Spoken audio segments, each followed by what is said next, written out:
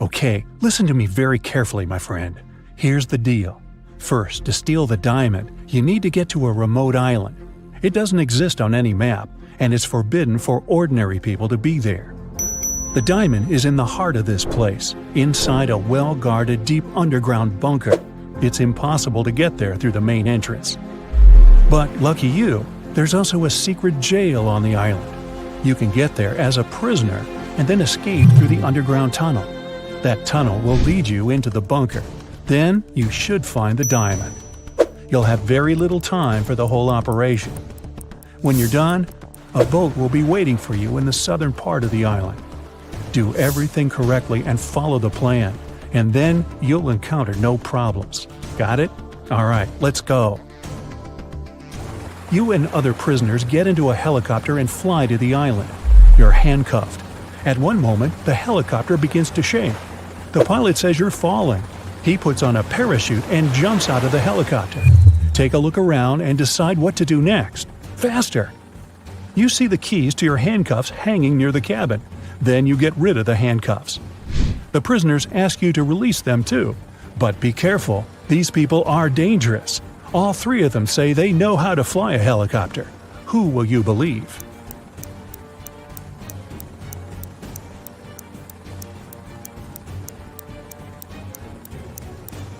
That guy with a tattoo with a helicopter on his leg. Maybe he's a good pilot. You remove his handcuffs and he admits he has lied. None of these people knows how to fly a helicopter. There's only one parachute left. The prisoner pushes you to the side, grabs the parachute, and jumps out of the falling helicopter. You decide to release the other prisoners too. What will you do next? Jump without a parachute? Try to land the helicopter on your own?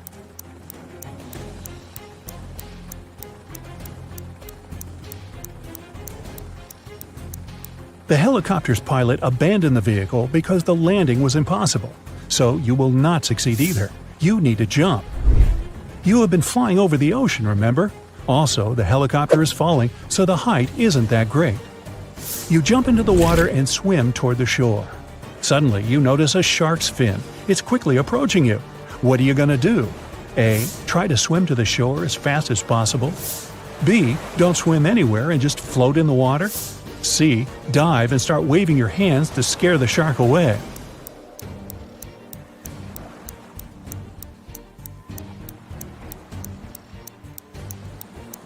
You need to stop. If you start swimming away, the shark will begin chasing you. Breathe in a lot of air and try not to make unnecessary movements. The shark will leave soon. But if it attacks, you'll have to attack back. Its gills and eyes are the animal's weak spots. Fortunately, the shark doesn't charge at you. It swims away, and you get to the shore safely.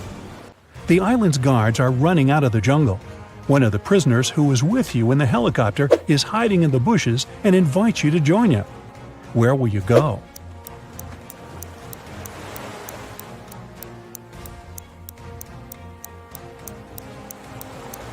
Let the guards catch you and take you to jail.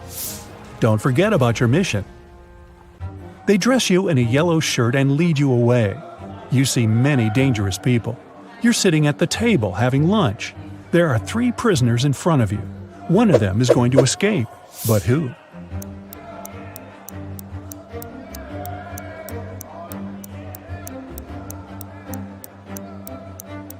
That man with a book. A metal file serves him as a bookmark. Today, he will also try to escape. The underground tunnel leading from the prison to the bunker is located under the laundry room. You need to get out of your cell and get there. To do this, you have to get the metal file and pick the lock. Everyone goes out into the courtyard for a walk. You're following the man with the book. He sits down on the bench and hides the book under the seat. You need to distract him and get your hands on the book. You can use a basketball, dumbbells, or playing cards. What will you do?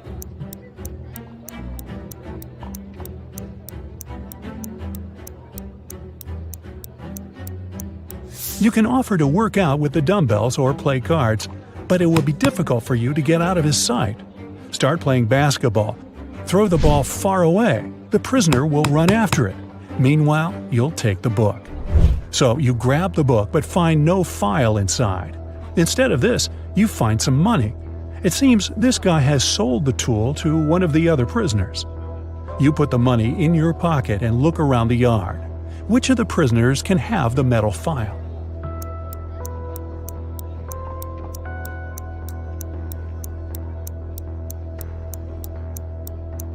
That guy is pressing his fingers to the sleeve of his shirt. Apparently, he's hiding the tool there. You're about to approach him, but one of the prisoners starts a fight. The guards are trying to prevent a riot. In all this chaos, someone hits you on the head and you lose consciousness. You wake up in a hospital ward. Oh no! You have almost no time left. The doors are locked. Several security guards are walking around. How can you get into the laundry room?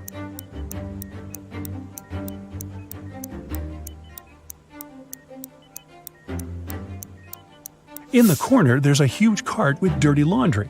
Hide in there, and they'll take you to where you need to go. You hide among the dirty sheets. The cleaner takes the cart and transports you to the laundry room. He throws the linen into the washing machine and notices you. The cleaner's going to scream and call the guards. What will you do?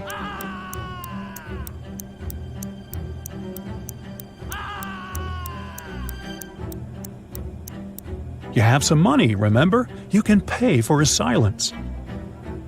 You move one of the washing machines and find a hatch under it. You climb inside and walk through the tunnel. It's very cold, wet, and dark here. Finally, you reach a small room. There are no windows and doors, only brick walls. What will you do? You can't go back.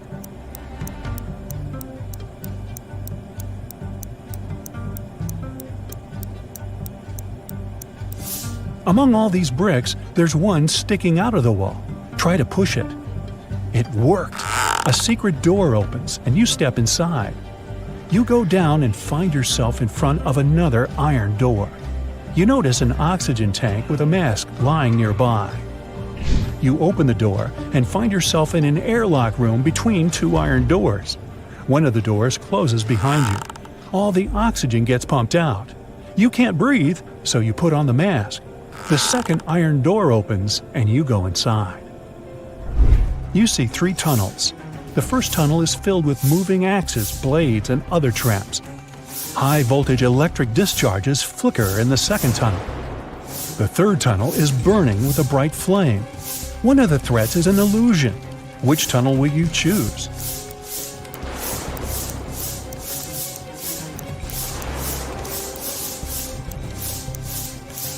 There's no air in the room, which means fire can't burn here.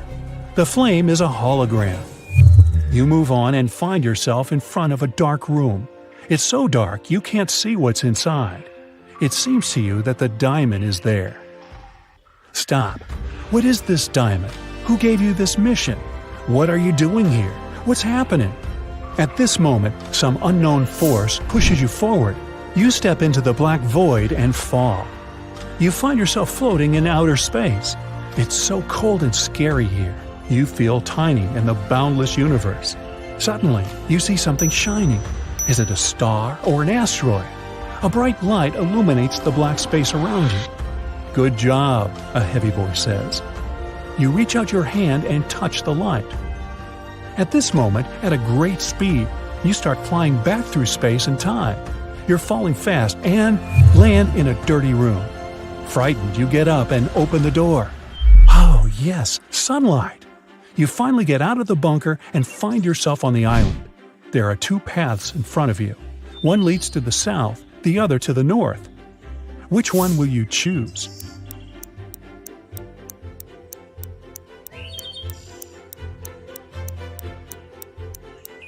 The boat is supposed to be waiting for you in the south, remember? You go through the jungle and find an old car. You start the engine and grab an MP3 player with headphones from the glove compartment. You drive along the road listening to music when you realize the brakes don't work. There are 3 ways ahead. A brick wall is waiting for you at the end of the first road. The second one leads to a swamp, and the third leads to a high hill with a cliff. Where are you going to drive? There's almost no time.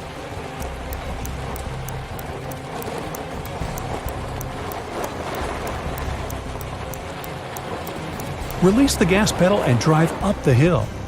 The car will start slowing down, and soon you'll be able to get out of it. You go through the jungle and find yourself on the shore. There's an old motorboat on the sand.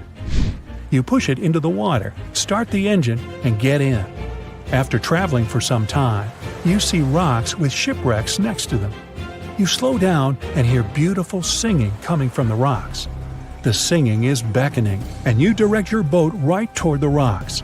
You're quickly approaching the place and can do nothing to stop the inevitable. What will you do?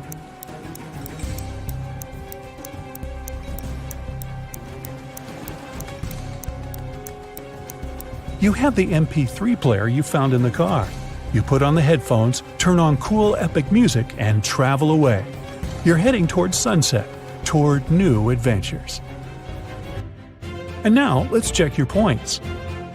0 to 3 points. You definitely shouldn't go on dangerous adventures. You may be able to pass the first test, but you aren't likely to get through all the trials. 4 to 7 points.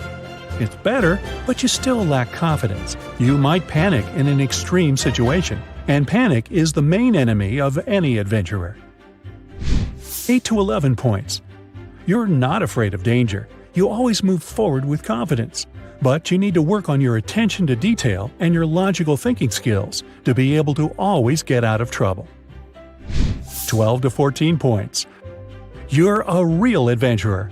You can handle not only exhausting challenges, but also survive inexplicable strange situations that would drive other people mad. Jessica is walking down a cold street in an abandoned city. The temperature is so low that steam is coming out of her mouth. She turns the corner and notices a cart filled with food and bottles of water. It's a real treasure, especially in a world where the entire civilization is almost completely destroyed. But as soon as the girl touches the cart, 3 zombies come out of the building. They're approaching Jessica, stretching out their hands toward her. She grabs the cart and runs away, but then she stops. She understands that they are not zombies, but people. How has she figured it out?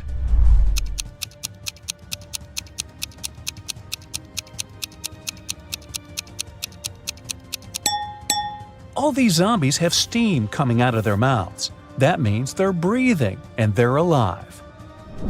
One famous movie studio hires new staff: lighting and sound engineers, a director of photography, a mechanic, a gaffer, prop artist, stunt performers, and an editor. But they all need to demonstrate their professional skills to get this job. The candidates have a week to make a short movie. On Monday, they start.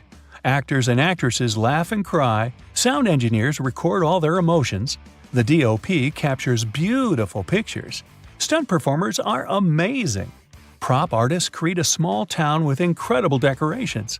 1 week later, the studio managers are watching the movie. It's terrible.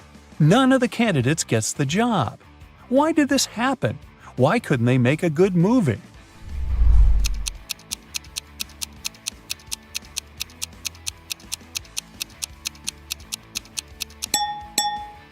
There was no director among them, and no screenwriter to write a script. 2 friends are sitting at the same table in a cafe. One of them is speaking about the extinction of dinosaurs. He's saying scientists are going to get the genetic code of these ancient creatures. The second friend is talking about his sister's party. There were a lot of cool people, great music, and delicious food. Other people sitting in the cafe are annoyed by the guy's loud voices. But why is this dialogue so strange? Why is one of the guys talking about dinosaurs and the other is telling him about a party? What's going on here?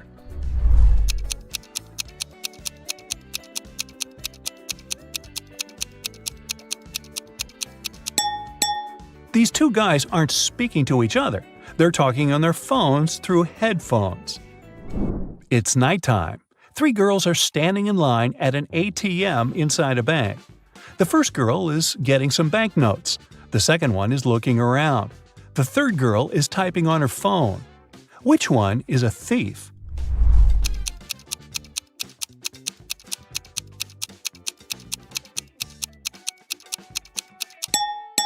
Well, they're all robbers. The bank is closed. Take a look at the sign on the door. It says open.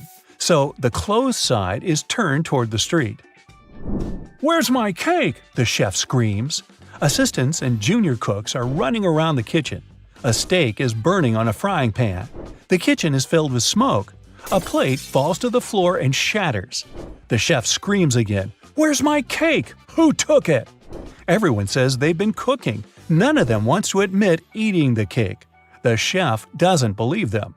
Who do you think stole the cake?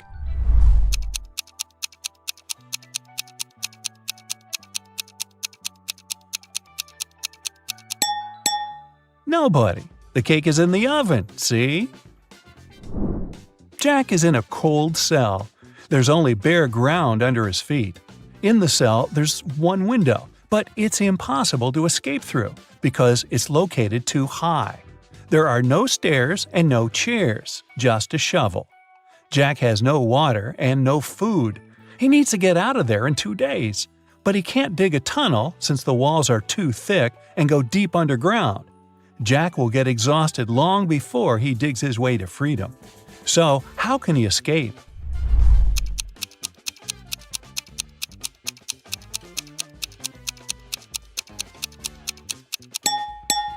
He needs to dig a large hole in the ground and use the dirt to make a small hill. He can then climb it and reach the window. Marty walks around an IT university building. 3 people are following him and discussing something. Marty enters the Hall of Holograms. People walk inside too. Marty sits down on a chair. As for the 3 people, they go on the stage, still talking. Some of them are holograms. But who?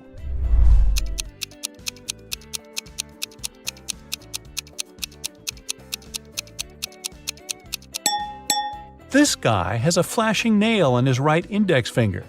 This girl has 2 left hands. The girl in the middle is slightly transparent. They all seem to be holograms. But wait a minute. Take a look at Marty. He's sitting on a chair, but his body isn't touching the surface of the seat. He's not real either. It's early morning. Sam leaves the house and goes to the lake. The sun hasn't risen yet. The water is crystal clear. Frogs are croaking in the distance. Sam takes several photos of nature and one selfie. He posts the pictures and writes this caption: "I've had a great run. There is nothing better than a morning workout, my dear followers. Have a great day." After that, the guy returns home and goes back to bed. He sleeps until lunch and then takes his phone and sees hundreds of comments. "Ha ha ha, I wish I had such a run." Dude, why do you deceive us like that? Here it is, a real day of the champion. Obviously, people have found out that Sam didn't run in the morning. But how?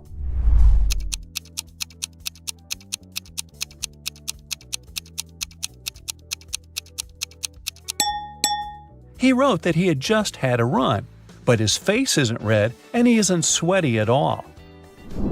There are 4 different countries on one distant continent. Each of these countries has its own emblem with one simple symbol. The same number of people live in each of the countries: 9 ordinary citizens and 1 monster. 1 queen, 1 king, and 1 prince. 2 jesters sometimes drop by these kingdoms. What is this continent?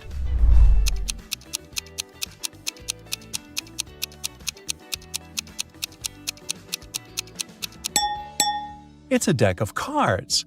It contains 9 regular cards: ace, queen, king, jack, and joker. Once, on a cold winter evening, someone broke into a bakery. When the baker came to the building in the morning, he noticed that the lock was broken. He called the police and reported a break-in. Then he went inside and realized that the thief hadn't stolen anything. At that moment, the police arrived.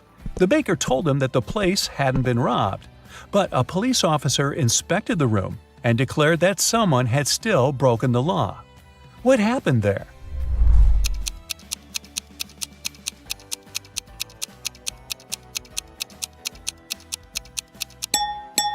There are almost imperceptible footprints leading to the pantry. The thief must have hidden there to wait for the baker to receive the day's earnings.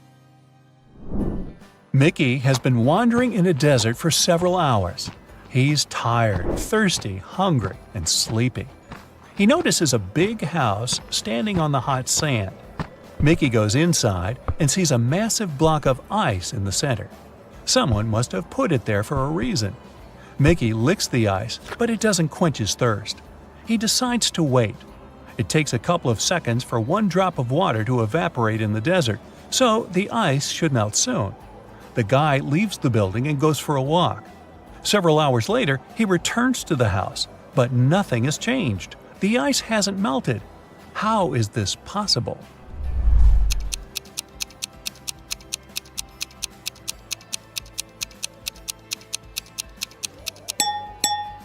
There are air conditioners on the ceiling. They keep the temperature in the room low and prevent the ice from melting. Florence, Anya, and Margot are walking along the beach, telling one another about the past week. All the girls look wealthy and successful, but several people are taking photos of them. It means that at least one of these girls is a celebrity. But who?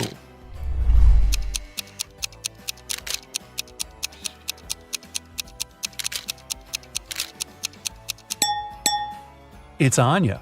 Look, that guy is wearing a t-shirt with her face on it.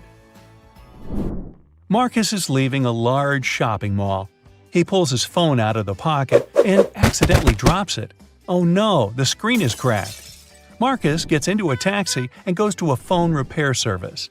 He sees dozens of shops. Each of them offers its own services. Battery replacement, the best service in the city. Let's fix your microphone, and dozens of others. Help Marcus choose where to go.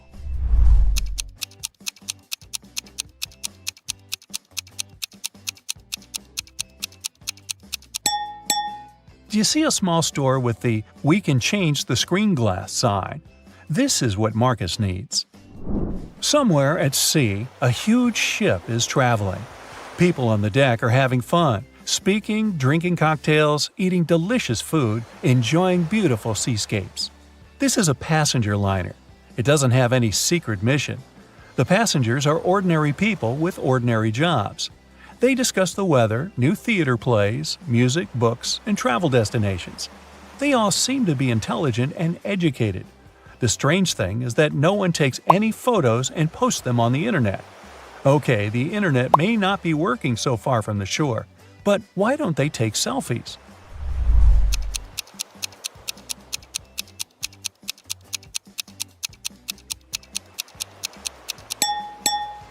Who said this cruise was taking place nowadays? It happened before the era of smartphones and the internet. A young guy is sitting on hot sand somewhere in the desert.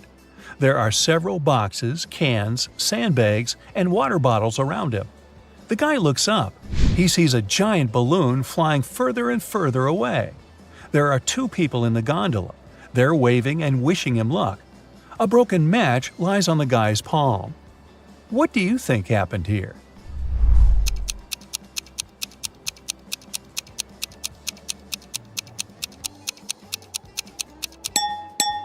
Three people were flying in a hot air balloon over a desert. At some point, they began to run out of fuel. To prolong the flight, they decided to drop their cargo. Then they realized it was also necessary to get rid of one person. This way, the balloon's weight would decrease and it would consume less fuel. The travelers decided to cast lots. Whoever got a broken match would have to stay in the desert. This guy lost. Ironically, his name is Sandy. Don't worry, he gets rescued in about an hour by a limousine from the Burj Khalifa Hotel in Dubai. He'll be in luxury, while the other two people are stuck in a hot air balloon over the desert. Who's the loser now? Kitty entered a bookstore to get some art supplies. At one point, she met an elf and accidentally stepped on his foot. Ow! The elf got very angry and teleported her to his fairy world. He said, "I'm Noah. Welcome to my world, you ill-mannered lady. If you can solve all my riddles, I'll help you find your way home. But if you don't, you'll turn into a tree and stay in this enchanted forest forever." So, here comes the first riddle. Jen and Dobby have 4 daughters, and each of the daughters also has a brother. How many people are there in the family? Kitty cracked this riddle easily. What about you?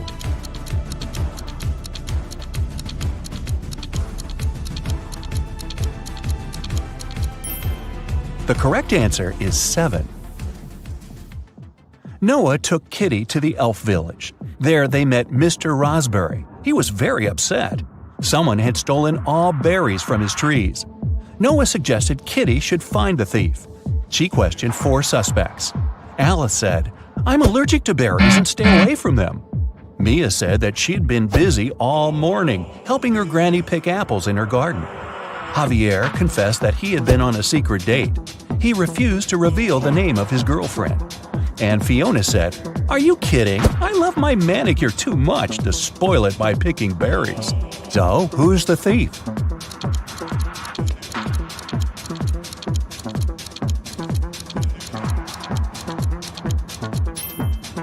Alice. She's eating strawberry ice cream, which means she lied about her allergy. Next, Noah took Kitty for a walk through a magic field. There are 50 cows in this field and 28 chickens. How many didn't?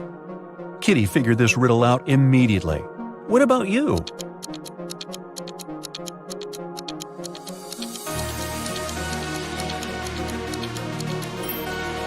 The correct answer is 30. It's a play on words. 20 cows ate chickens, which means that 30 cows didn't. The guy's next stop was a jewelry store. The local jeweler, Jonas, had just finished making a beautiful diamond necklace. He put it on the window so that everyone could admire his masterpiece and left for lunch. But when he returned, the necklace was gone. Surprise, surprise. Kitty questioned 3 suspects. The jeweler's assistant, David, said, "I was cleaning silver in the next room and didn't hear anyone enter the store." Billy, who owned a chocolate store 1 floor below, said, "I've spent the entire day with my wife. We've been celebrating our 15th anniversary." And Nina, the cleaning lady, said, "I've been cleaning the roof and singing when the crime happened. I didn't hear anything." Who's the thief?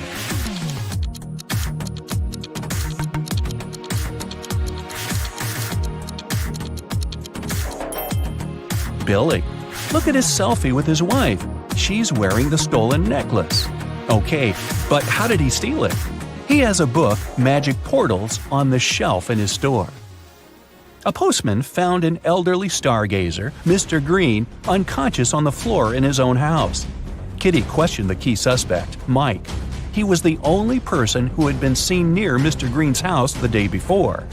Kitty asked him what he had been doing the previous night. Mike replied, "I spent the whole evening helping my friend to build a house. We finished late at night. I was passing by Mr. Green's house on my way home. I looked into the window and saw him lying on the floor. I was shocked and called the police." Kitty inspected the house and told the officer to arrest Mike. Why?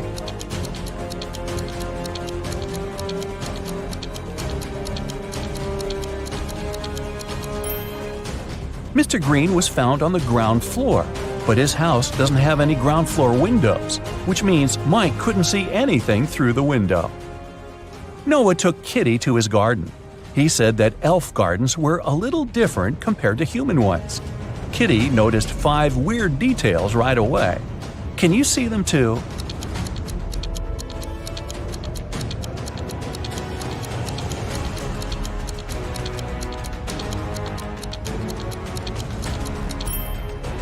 It's snowing, but the flowers are blooming.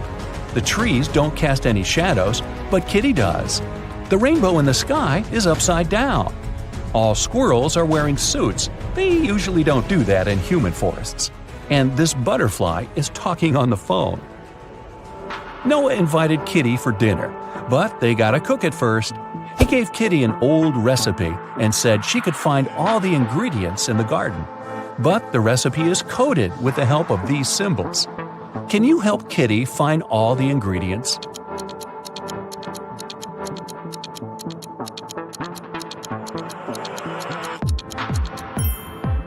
Here comes the first one. It's a potato, and it's hiding over here. Here's the second ingredient.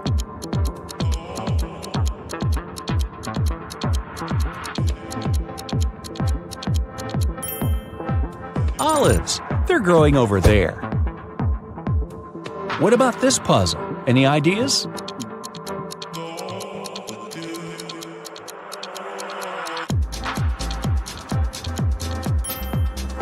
Cabbage. It's over there. Can you recognize this one?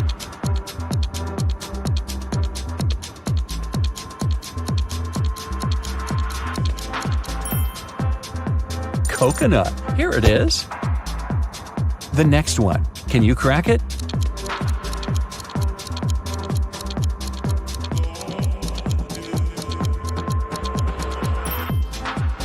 Pineapple. Great job. What about this puzzle?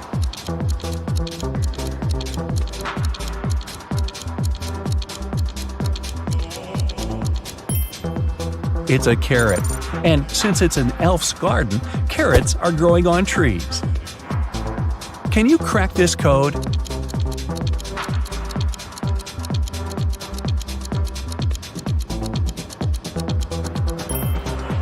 It's a peach, and Kitty can get it over there. Here comes the next ingredient. Any ideas?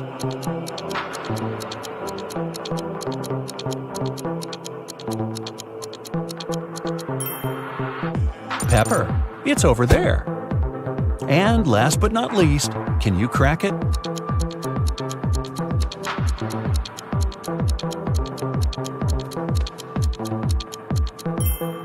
Broccoli. Great job!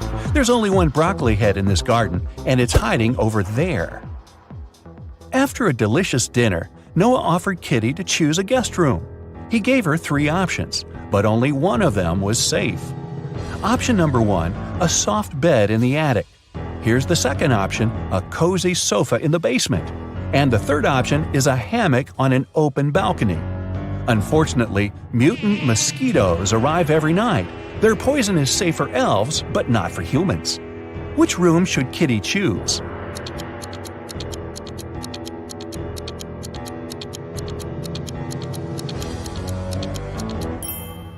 Springs stick out of the first bed. That doesn't look safe.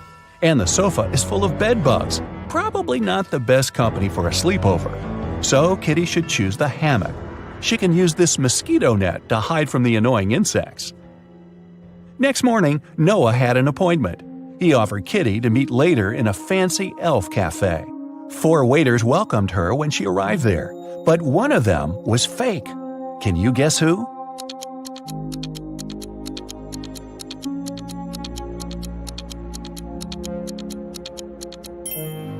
See, this guy is a criminal.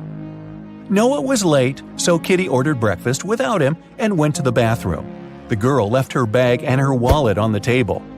Don't ask me why. When she came back, Noah was sitting at the table. Her food had arrived and her bag was still there, but the money was missing from her wallet. The restaurant security found 3 suspects. Noah said that he had just arrived. He hadn't seen anything suspicious. The waitress said, "I brought the food, but I didn't touch the wallet." The cleaner said that she'd wiped the table but hadn't touched the wallet. The guard found some fingerprints on the wallet, but they all belonged to Kitty. So, who stole the money?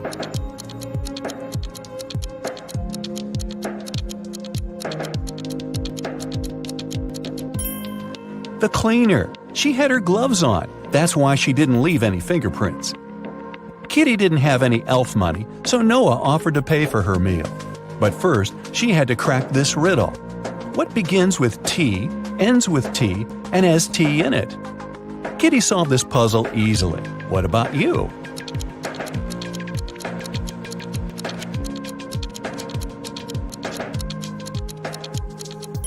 The correct answer is a teapot.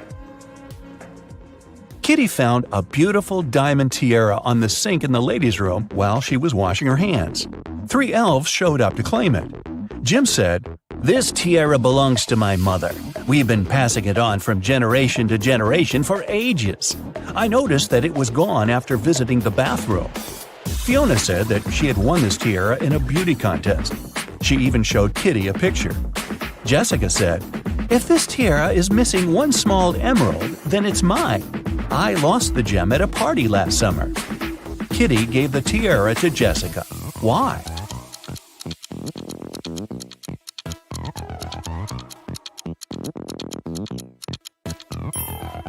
Well, Jim wouldn't have been allowed in the ladies' room. The stones in Fiona's tiara are blue, not green. and Jessica was the only one who knew about the defect. Kitty entered an elf gift store to get some souvenirs for her family. 3 magic creatures entered the store after her. Everything was fine until, suddenly, Kitty heard a loud scream.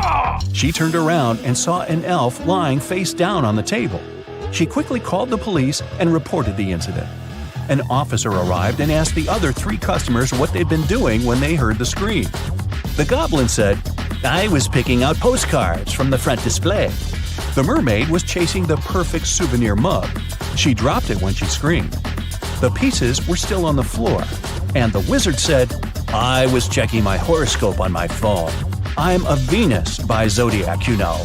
My astrologist promised that today would be the most peaceful day of my life." Yeah, right. Can you help Kitty find the criminal?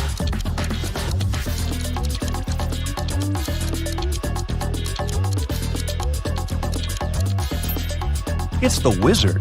Venus isn't an astrological sign. The police arrested the wizard. He got so mad at Kitty that he turned her into a frog. Noah tried all the spells from his books, but nothing helped. So he took Kitty to the jail to beg for the wizard's help. There, Noah saw 2 prisoners. He knew for sure that only one of them would manage to escape. Ooh.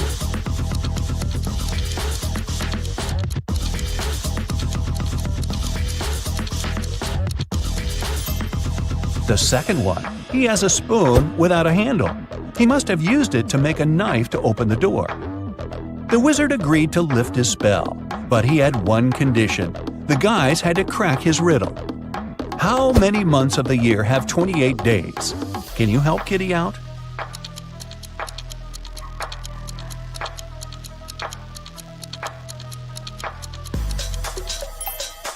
The correct answer is all of them. Noah took Kitty to the local magic store. Kitty asked him what he wanted to buy. Noah answered this way: "It's tall when it's young, and it's short when it's old." What is it? Have you guessed?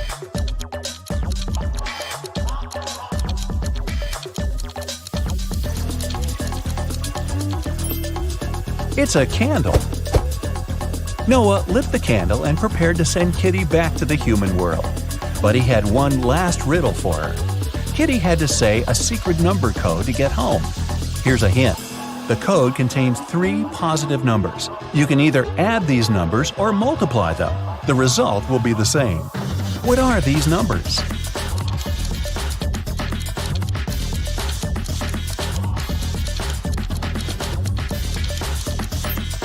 The correct answer is 1, 2, and 3.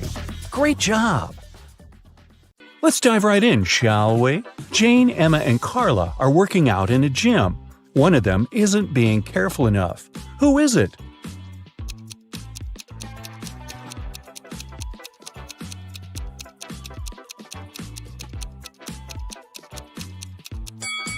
It's Carla.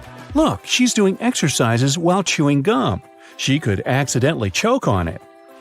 Look at Matt and Olivia. They're both cooking dinner. Matt is using a stove and Olivia is using a grill outside. Which of them is doing something wrong?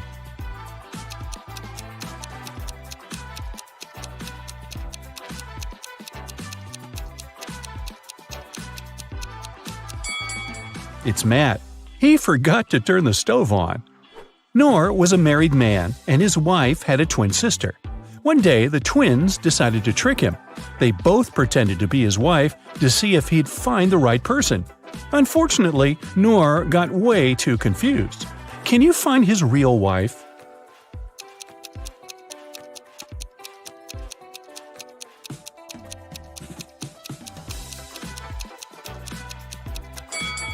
Look at the wedding picture of Noor and his wife. She has a tattoo on her right arm, so his wife must be the woman on the left who also has a tattoo on her right arm. Willem and Sean were caught by the police close to the graffiti that had just appeared on a building. One of them painted it, but both denied doing anything. Who do you think is lying?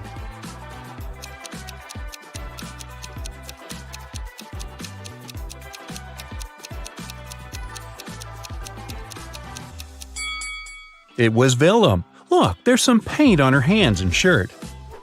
Drake and Thor are both on vacation. Drake is skiing in the mountains with his girlfriend, and Thor is surfing with his best friend. Look at them now. Which one of them is in danger?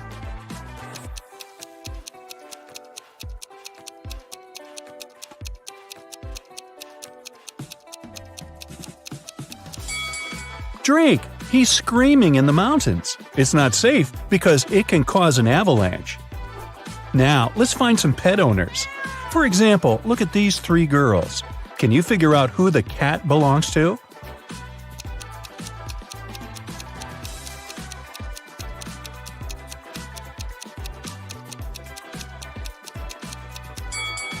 Its owner is the girl on the right. Look at her legs and hands. She has some scratches, very typical for cat owners.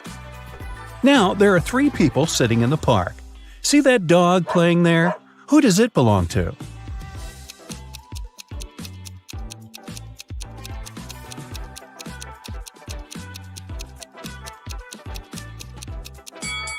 To the guy in the middle.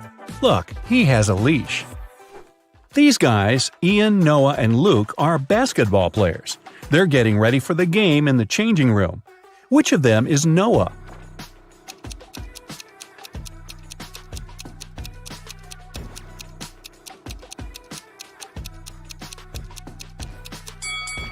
It must be this guy, the one who's not wearing shoes. Look, his shoes are in the locker with the name tag Noah. Esme was walking in the forest and got lost. She had been wandering for hours until she came across a witch's house. The witch was busy with a new spell and had a riddle for Esme. If the girl managed to solve it, the witch would let her go. If Esme failed, she'd have to stay with the witch forever. So the witch had 6 test tubes. The first 3 were empty, and the last 3 were full. For the spell, full and empty tubes had to alternate. Esme had to solve this problem, but she could only touch one tube. How can she do it?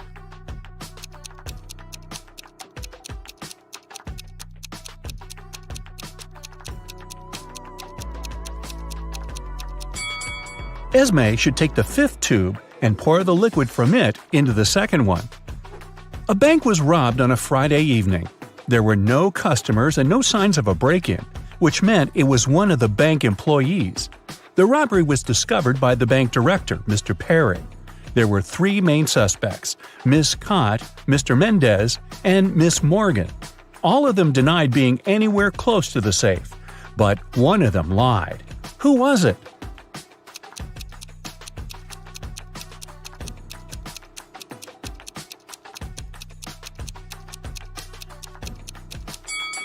Pay attention to the footprints. These must belong to Mr. Perry, but there's another pair which must be heels. Mr. Mendez is wearing sneakers and Miss Morgan is wearing flats. Miss Cott is the only one wearing heels. The footprints are likely to be hers, so she lied.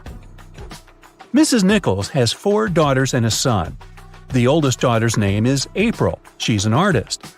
The second daughter is December. She's into sports. Her third daughter is August, and she's keen on cooking. May is the 4th one, and she likes reading. Their brother Adam is the youngest in the family. How is his name connected to his sisters?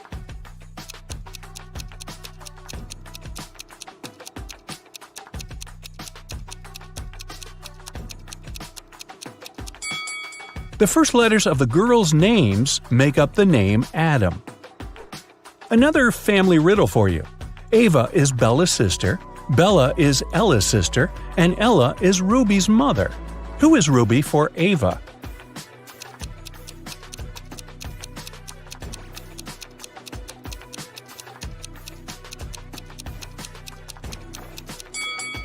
If Ava is Bella's sister and Bella is Ella's sister, it seems like the 3 of them are sisters. Since Ruby is Ella's daughter, then both Ava and Bella are Ruby's aunts. So Ruby is Ava's niece. Take a look at these friends at the beach. Which of them is a robot?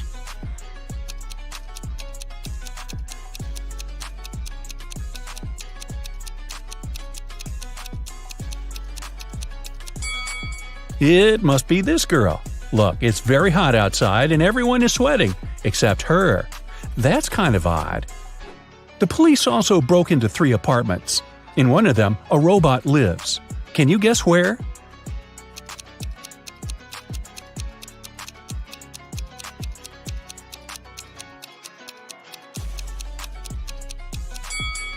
Look, there's a lot of machine oil in the bathroom. I'll bet it belongs to the robot. What about this photo? Can you spot a robot here?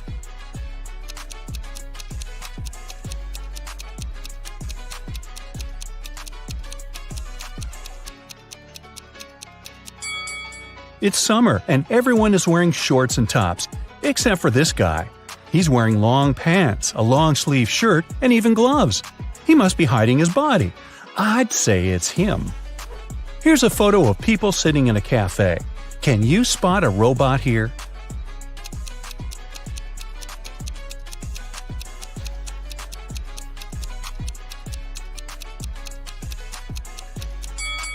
It must be this lady, since she's not drinking or eating anything. Guess why? Well, robots can't eat human food, obviously. Another peek into some people's houses. One room belongs to a robot, but which one?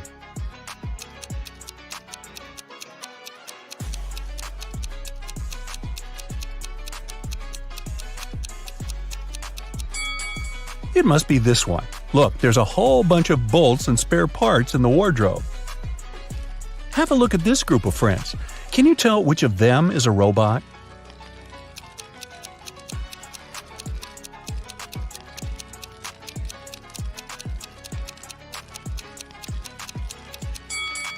It must be this guy. There's some steam and sparks coming from it. Perhaps it's a robot that needs some renovations. Aiko has won a game show, and she can finally get her prize. But there's a catch, one last task. There are 3 boxes, and she can pick one to take with her. One box is filled with $100 bills, another box contains 5-cent coins, and the last box has both bills and coins. The boxes look exactly the same, and the girl can't touch any of them. The boxes have labels: bills on the left one, coins in the middle one, and bills and coins on the right one. All the boxes are labeled wrong. Aiko can't look inside any of the boxes, but she can ask for one sample from any box. What should Aiko's strategy be to identify the box filled with bills only?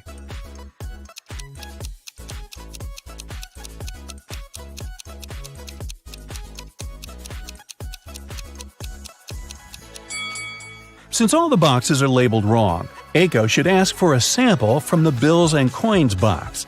If there's a bill there, then that's the one she needs. She should simply take it. If there's a coin, then it's the box with coins. In that case, the remaining boxes contain bills and bills with coins. And since the labels are incorrect, the one with bills is the one marked with the label coins. The day that is tomorrow for the day after tomorrow is as far away from Wednesday as the day that is yesterday for the day before yesterday. So, what day is it today?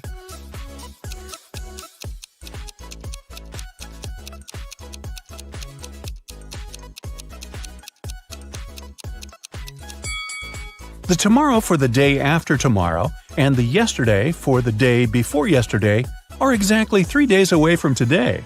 If they're equally far away from Wednesday, then today is Wednesday. Meadow loved animals and she decided to get some frogs. She talked to her mom about it and they made a decision. Only one of these 3 statements is correct. 1. Meadow got at least 1 frog. 2. Meadow got at least 5 frogs. 3.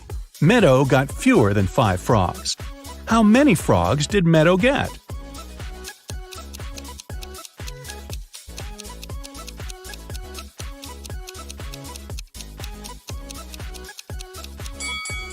So, only one statement is correct. If it's the first one, then the other 2 must be wrong. In this case, she can't get 5 or more frogs, so it doesn't work. If the second statement is correct, then she has at least 5 frogs. But then the first statement is automatically correct too. Let's say the third statement is correct, so she got fewer than 5 frogs. Automatically, the second statement is wrong. But for the first statement to be wrong too, she should have got fewer than 1 frog. So it seems that, after talking to her mom, Meadow got 0 frogs. Maybe instead, her mom got her a dog, which would at least rhyme. 3 friends, Ashton, Emma, and Lewis, went skydiving together. This is them right before they jumped out of the plane. Which of them is in danger?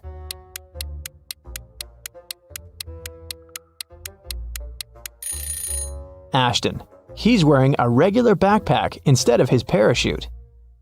Amelia is running away from a group of zombies and comes across 3 doors. Behind the first one, there's a raging fire. Behind the second door, there's a deep lake. Behind the third door, there are venomous bees that bite everyone who enters. Which way is the safest?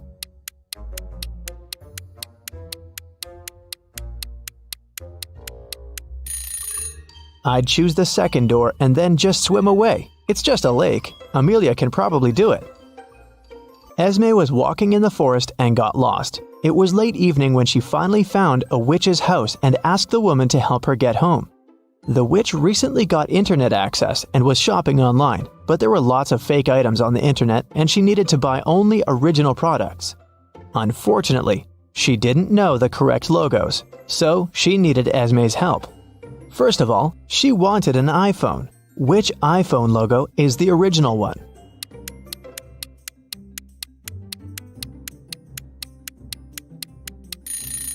Of course, this one.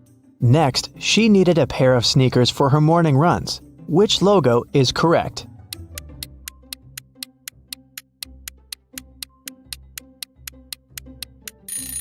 Here it is. Next, she wanted to get a fancy purse. Which Chanel logo is correct?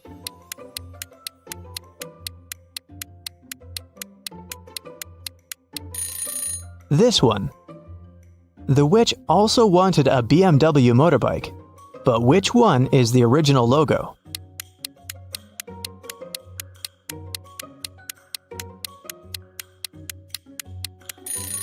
Yep, that's right. When the witch needs gas for her motorbike, what 7-Eleven should she go to?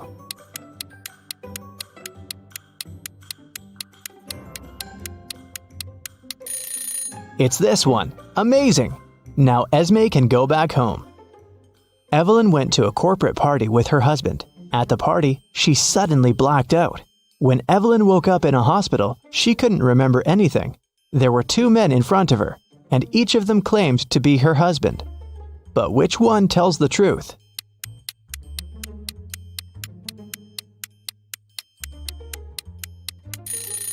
Since Evelyn and her husband were at a corporate event, they were both dressed accordingly. The guy in a hoodie doesn't look formal enough, so her husband must be the one who's wearing a suit. Miss Lodge was going on a vacation. She cleaned up her office and left, taking the key with her. When she came back 2 weeks later, she immediately realized that someone had been to her office while she'd been away. How did she understand it?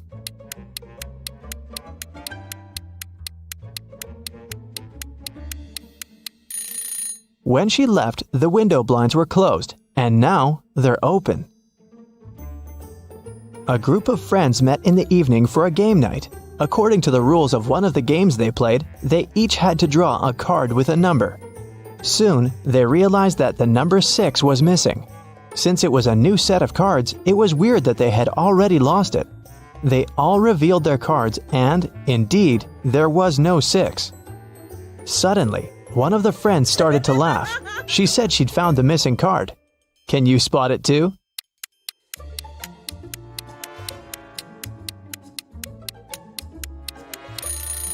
The player who has a 9 actually has a 6, but he's holding it upside down. There are only 8 cards and the highest number is also 8.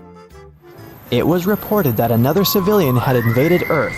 Detective Callum had a special mission to find everyone who was not human. He entered a cafe searching for invaders and noticed one of them right away. Can you tell which customer is not human?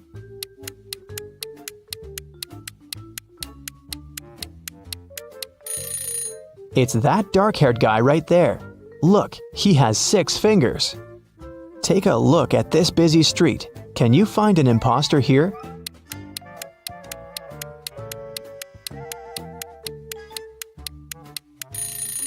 It's this guy. His clothes are super warm, but look, his face is blue. Now we're moving to the mall. Try to find an intruder here.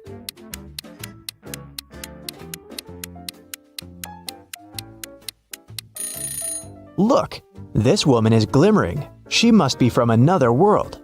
We have a few more intruders to catch. Detective Callum found out that one of them was at a local college, so he drove there. Which student is not human?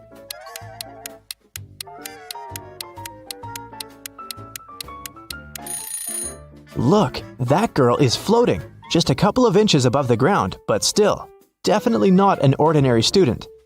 After work, the detective went to the gym, but even there was someone from another planet. Can you spot them?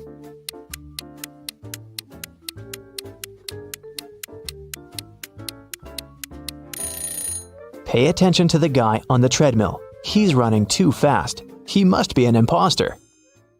Arya called the police and reported that her friend Violet had been poisoned. The girl found her unconscious on the floor. Here's what Arya said. I was walking past Violet's house and noticed that the lights were on. I figured that she was at home, so I decided to come in and say hi. The front door was open, so I walked in and saw Violet just like that. The police officer asked her if she had touched anything. Arya answered that she had only touched Violet to check her pulse, and then her cell phone to make the call. The police detained her for further investigation. Why?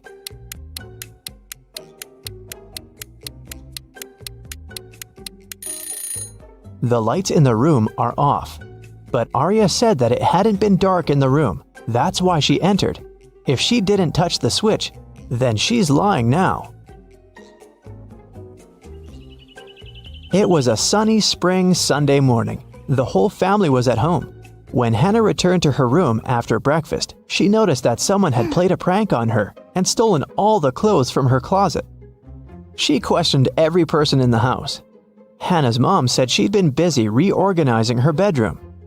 Her dad said that he'd been shoveling snow in front of the house. The girl's sister, Serenity, said that she had been playing video games in her room. Who took Hannah's clothes?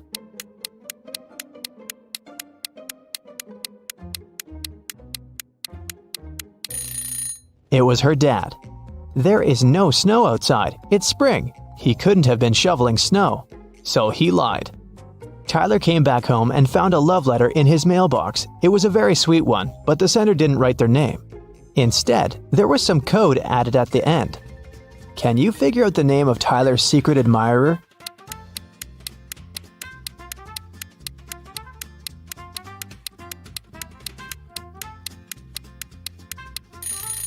The alphabet is the key. D plus 1 means the letter following D, which is E. O minus 3 means 3 letters before O, which is L. 2 letters after G is I. Z plus 0 is actually Z. And C minus 2 is A. It seems that the girl's name is Eliza. Kara likes traveling, but she's terrible at packing. So your task is to check her suitcase and find one thing she doesn't need to take with her. Kara is going camping with her friends. What's that extra thing she packed that she needs to leave at home?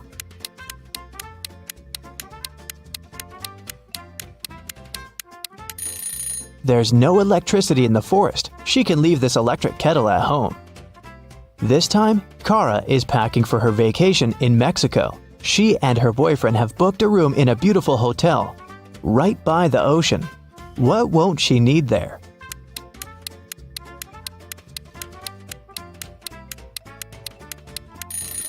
She probably won't need the towel. Hotels usually provide them and replace them every day with clean ones. This time, Kara is going on a ski trip with a group of friends. The task is the same. What won't she need there?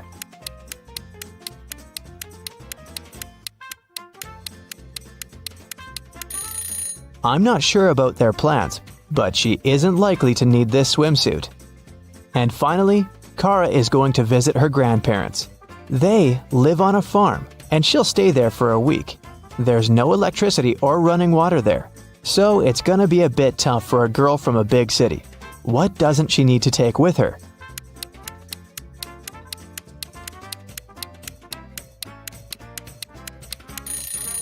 I think it's this hairdryer. No electricity, remember? Weston Jones, a young businessman, was found poisoned in his office. Detective Callum arrived to investigate the case. He had 3 suspects: Mr. Jones' cousin, Leah Jones, his business partner Kenneth Brown, and his girlfriend, Emery. Leah said that she hadn't seen Weston for a while. Kenneth said they'd had an argument, but he hadn't poisoned his partner. And Emery said she loved Weston and would never have done anything like that. Who should Detective Callum arrest?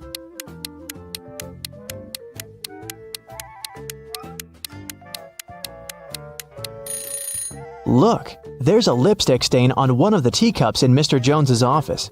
The color matches Leah's lipstick, but she said that she hadn't seen her cousin lately. She must be lying.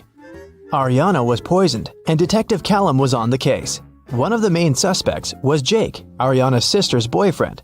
Someone saw them together, and Detective Callum visited him. Good afternoon. I'm sorry to tell you this, but your girlfriend's sister, Ariana, has been poisoned. Do you know anything about it? And do you maybe have any photos with her? Jake said, Oh, poor Ari. I've never met her, but my girlfriend loves her very much. Yes, I have a picture of their family. The detective looked at the photo and arrested Jake. Why?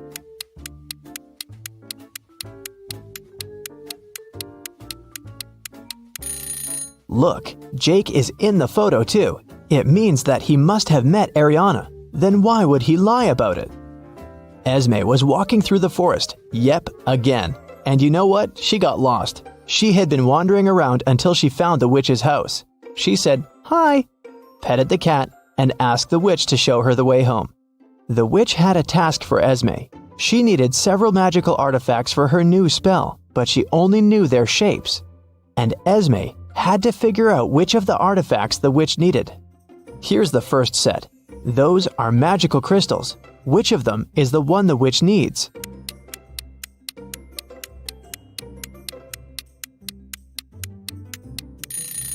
Here it is. Okay, here are several plants. Can you spot the one the witch needs?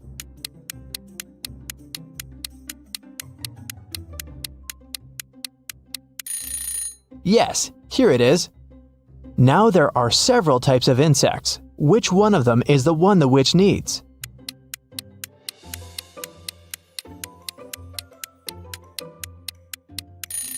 Perfect. Here it is. And the last crystal. What's your guess?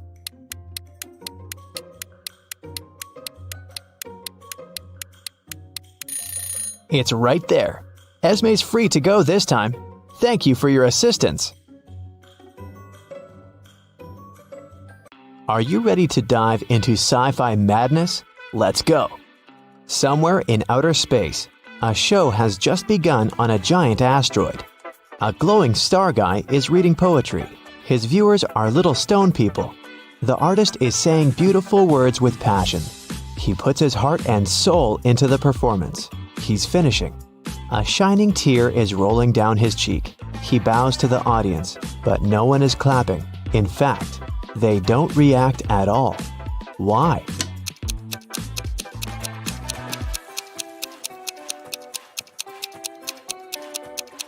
Because this is outer space. There's no sound here. Somewhere in the vast valleys of Mars, races on rovers are taking place. 5 cars are driving at high speed toward the finish line. 3 racers soon leave the others behind, but only one of them will be the winner. Take a look at the dashboard of each of the drivers. Try to figure out who will be the first to come to the finish line.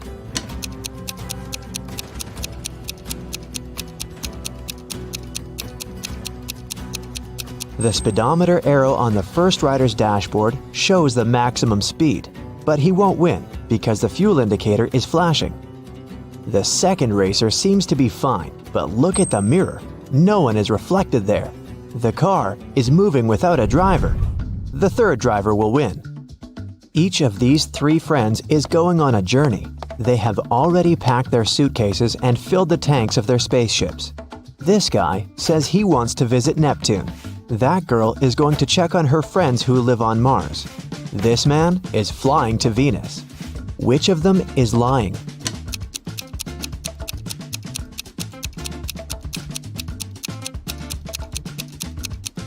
Venus is very close to the sun. It's a scorching hot place. And this man is wearing warm clothes. He's probably lying. "Show me your hands!" The head of the Department of Extraterrestrial Beings screams. 3 detainees are sitting at the table. One of them is not human. Look at their hands. Who do you think is an imposter from another planet?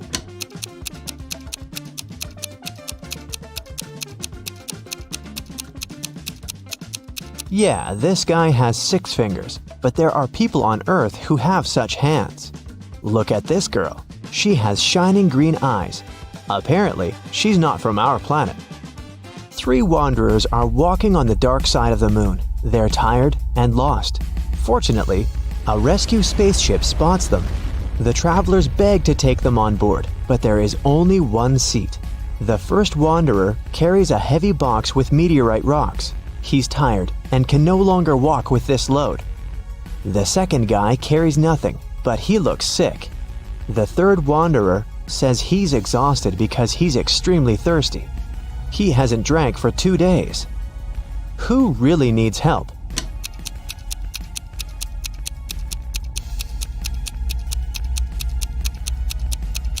Gravity is much weaker on the moon than on Earth, so the first wanderer's box should be quite light. He just pretends to be tired. The third wanderer has a chance to get some water. Do you see a small rescue station in the distance? H2O is written on it, so he can find water there. But the second wanderer really needs help. The indicator on his spacesuit signals a low oxygen level. The inhabitants of Planet Quest love adventures. Their favorite place is a dangerous park on a desert planet near a black hole. So one guy named Lup goes there. He needs to try to survive there for 1 week. As soon as he arrives at the park, he comes across a space cockroach that has 6 heads. The cockroach jumps on Lup and bites him with one of its heads. Lup fights off the monster and gets back to the ship. The bite is venomous, but fortunately, Lup has an antidote. First, he needs to drink 1 pill that contains medicine, and after that, a catalyst that activates the cure. Then, Lup needs to repeat it 2 hours later. But the problem is the pills with the medicine and catalyst look similar, and Lup has mixed them in his pocket. He can't take 4 tablets at once because it's dangerous, so how can he separate them?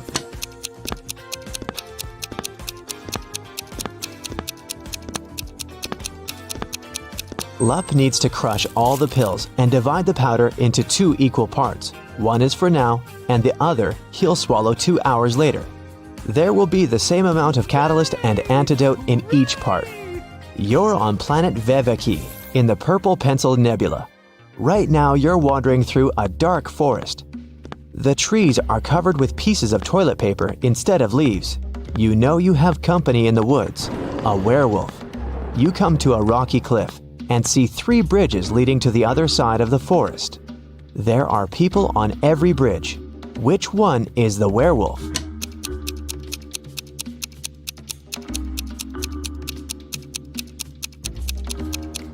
It can be anybody, but it doesn't matter. No one can turn into a werewolf since there's no full moon here. This is not Earth, remember? A dwarf planet illuminates the sky.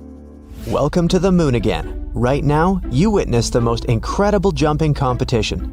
Thanks to the weak gravity on Earth's natural satellite, athletes can jump really high. But which of them will jump the highest? The participants put on their spacesuits and walk out of the atmospheric station. They seem to be ready. 3, 2, 1, jump! And we see the winner. She's jumped much higher than her opponents. But wait, there's something wrong here. This participant is not worthy of the title of the winner. She cheated. But how did you understand that?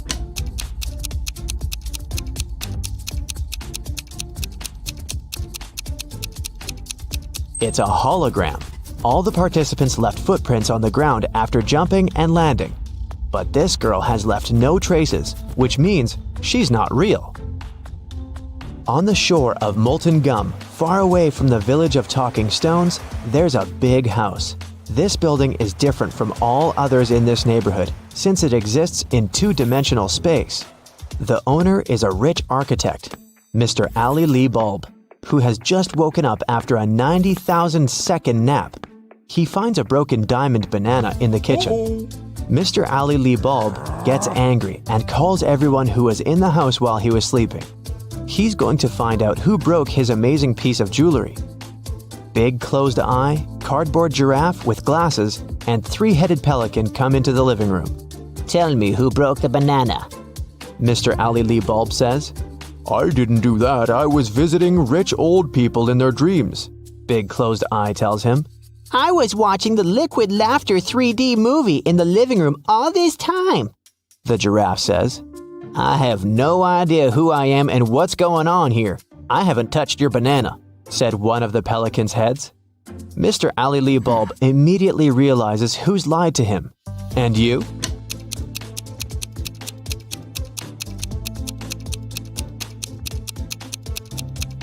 It's Cardboard Giraffe. He couldn't watch a 3D movie since the house only exists in 2 dimensions. It happened on a dark night on a purple planet. A fluffy snake crawled into the house where a purple guy was sleeping. It bit him, and the purple guy decided to go to a hospital. He told the doctor everything. She looked at the guy attentively and told him the snake hadn't been venomous. How did she know that?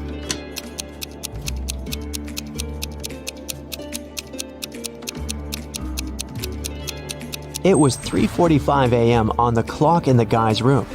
Now it's 11:45 p.m. on the clock in the examination room. The purple guy has spent almost a day trying to get to the hospital. So far, nothing bad has happened to him, which means the snake was not poisonous. The king of a tiny planet has no heirs. But then, who will become the ruler of this world? To choose the best candidate, the king gives every inhabitant 1 seed. Whoever grows the most beautiful flower will get the planet, the king tells them. Come back in 2 months. 2 months later, everyone came back with beautiful flowers. Among hundreds of candidates, there was one girl with an empty pot, and her brother with the most beautiful flower. The king said they would rule the planet. Why them?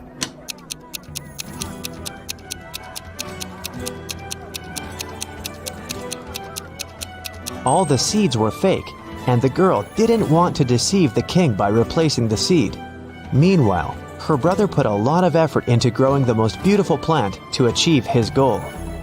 Rain falls upward in this world, cars move backward, broken glass repairs itself. Pens erase words from paper. Chickens hide back in the egg at the end of their life. So you get it, time runs backward here. But something is wrong in this world. What is it? Try to look beyond the picture you've just seen before answering.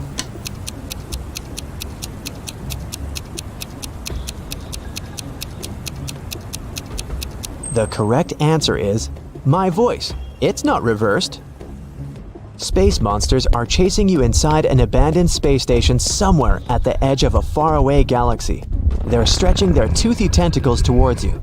Fortunately, you manage to jump into a rescue ship and get out of there. Suddenly, you realize that the ship has no brakes. There's an asteroid belt to your left. A small black hole is on the right, and a red star is in the middle. Which way should you choose?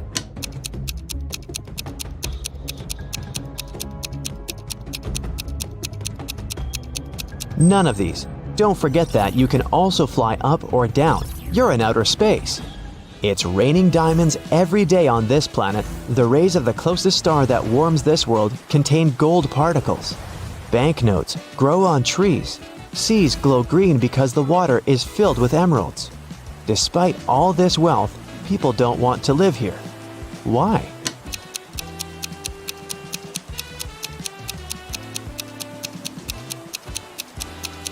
Gold particles in the air can damage human lungs within seconds.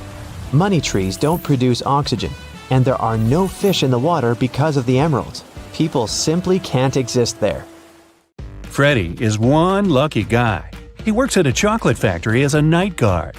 Once, he was checking the factory as usual. He noticed that someone had stolen several boxes with exclusive chocolate candies. The next morning, Freddie questioned 3 suspects. Jason, a pastry cook, said that he'd finished his shift at 7 p.m. and gone home right away. His wife couldn't confirm that he stayed indoors all night. Harry, a delivery guy, said, "I don't eat chocolate at all. Even the smell of it gives me a severe rash." And Peter, a cleaner, said, "Yesterday I was cleaning the warehouse. I found one chocolate candy on the floor and ate it. I'm so sorry. Please don't fire me." Who is the thief?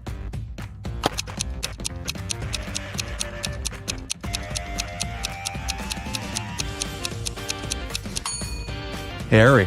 He's standing in a room with a bowl of melted chocolate without any protection.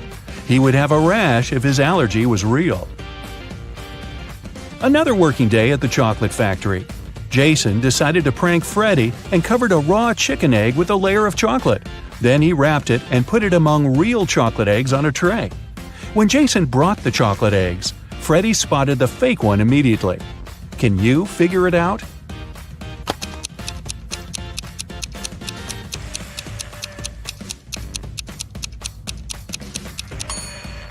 The real chocolate eggs are hollow inside, so they were rolling all over the tray when Jason was walking.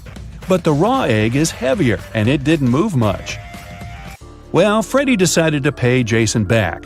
He dressed up as a ghost to scare him. But suddenly, several real ghosts appeared in the room. Can you figure out which of these ghosts is Freddy?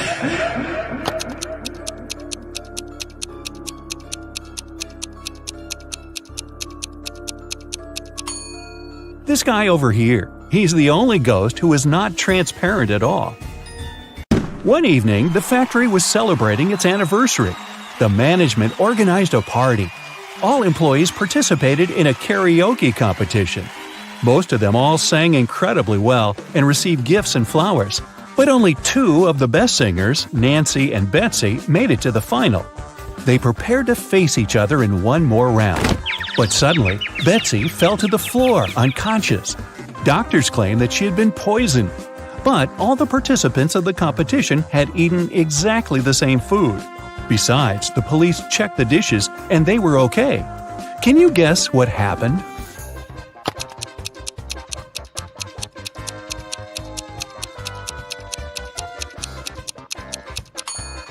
Someone poisoned Betsy's flowers. Next day, Freddy came to work as usual. He looked around and exclaimed, wait a minute, who's brought a cat to the chocolate factory? No pets are allowed here. Can you see any animals?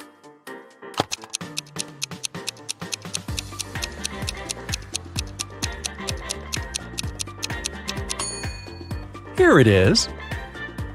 The cat got scared and ran away to another room. Freddy followed it. Can you spot the cat now?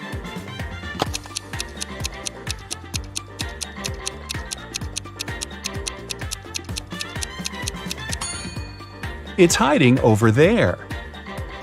And again, Freddy failed to catch the cat. It ran out of the building and hid in the garden. Can you help the guy find the cat?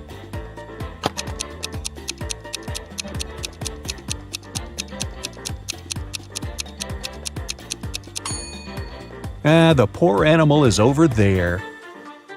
Freddy caught the cat and found a small note attached to its collar. It had contact information. Freddy called the cat owner, but no one answered the phone. So, after work, Freddy took the cat and went to the address mentioned in the note. It was a creepy castle. The door was locked and required a password. Can you help Freddy crack the code using this hint?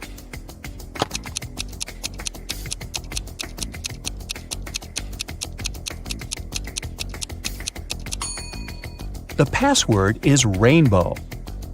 A gloomy old man greeted Freddy inside the castle. Freddy expected that he would thank him for bringing the cat back.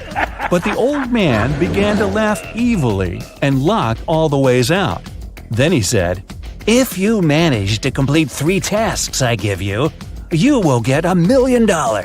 But if you fail, you'll stay in my castle forever. Here's the first task. Help me find my glasses among all these vegetables." Can you help Freddy?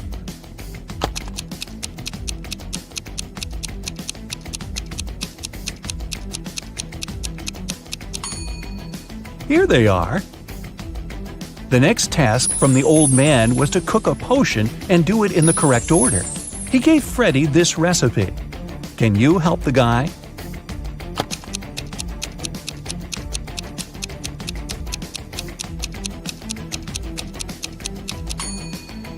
First of all, you gotta put curry. Then go for blueberries to make the potion look greenish. And finally, add tomatoes to make the potion look brown. As for these vegetables, Freddy doesn't need them. And the third task is to find a book in this messy room. Can you see it?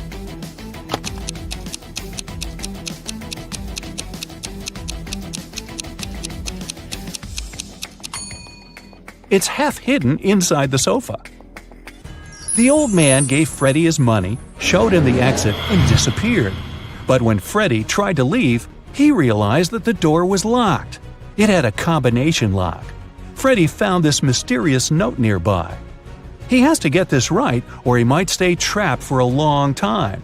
What code will open the door?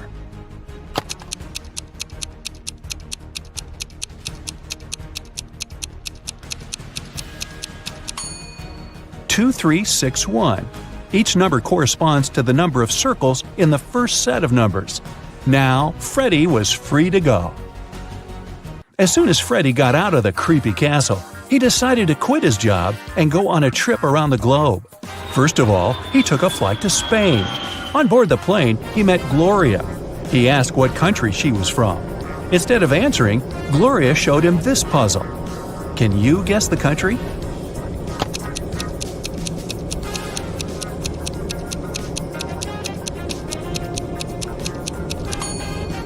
That's right, she's from Ireland. Then Gloria asked Freddy what country he was from, and he showed her this puzzle. Can you guess his country?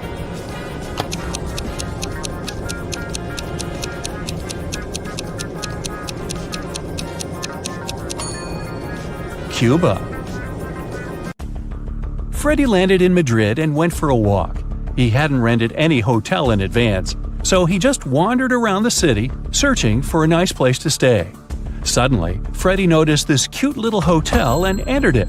Big mistake. Why?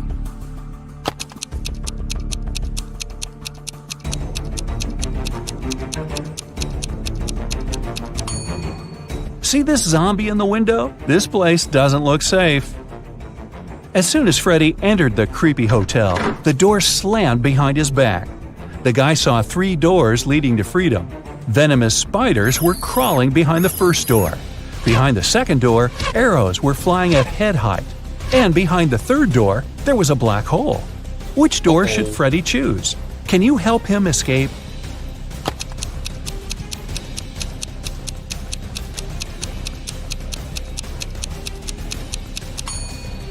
He should choose the second door. He can crawl under the arrows. After his adventure, Freddy decided to have lunch in the local cafe. But something's definitely wrong here. Can you figure out what it is?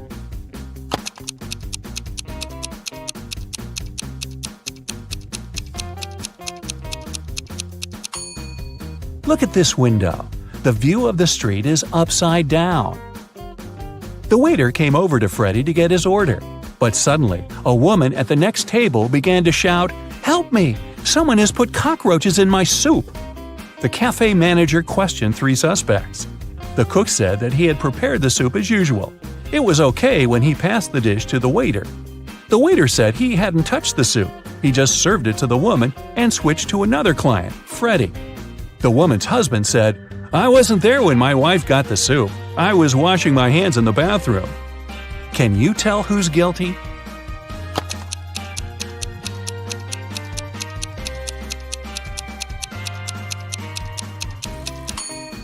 No one. Take a look at the ceiling. The cockroaches crawled out of the ventilation and several of them fell into the lady's soup. Freddy used a special app to rent a luxury apartment in Madrid. He found 3 options that he really liked. Mariana offered a cozy 2-story studio with a beautiful view. Diego had a penthouse near a park. And Camilla offered a high-tech villa. Which option should Freddy choose?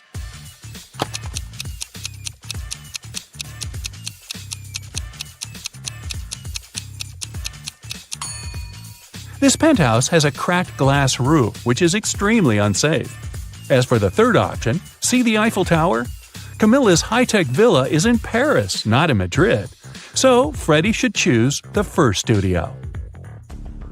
Freddie invited Mariana for a walk in the park. They walked a lot and got very tired. They decided to lie down on the grass and rest. Freddie woke up an hour later. Mariana had disappeared. Freddie started looking for her. Half an hour later, he fell into a big pit. It began to rain. The guy realized that the pit was going to get flooded. That was a big problem. Freddie couldn't swim. He found some stuff in the pit: a rope, a ball, and a bucket. How can Freddie get out?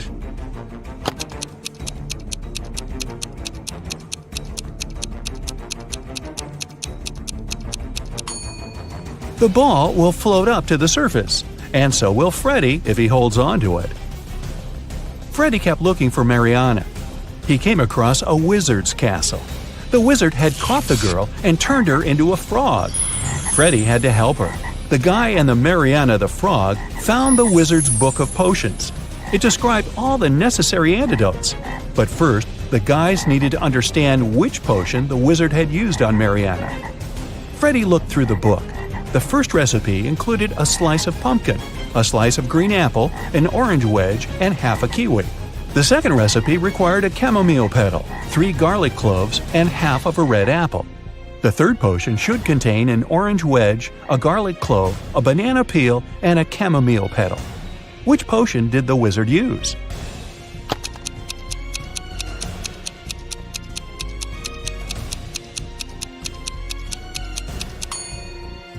Take a look at the ingredients on the shelves. They only match the third recipe. Freddie helped Mariana turn back into a human. The wizard got very angry and teleported Freddie to jail. The guy was desperate. He had no idea how to escape. Suddenly, a creepy man opened the door and said, "Come on, I'm going to help you escape." Freddie followed him, but he slipped, fell to the floor, and hit his head. Freddie woke up in a pit. He didn't remember how he got there. If he went to the left, he would end up in the bathroom. If he went to the right, he would have to crawl through a tunnel filled with toxic waste that was leading outside. Which way should he choose?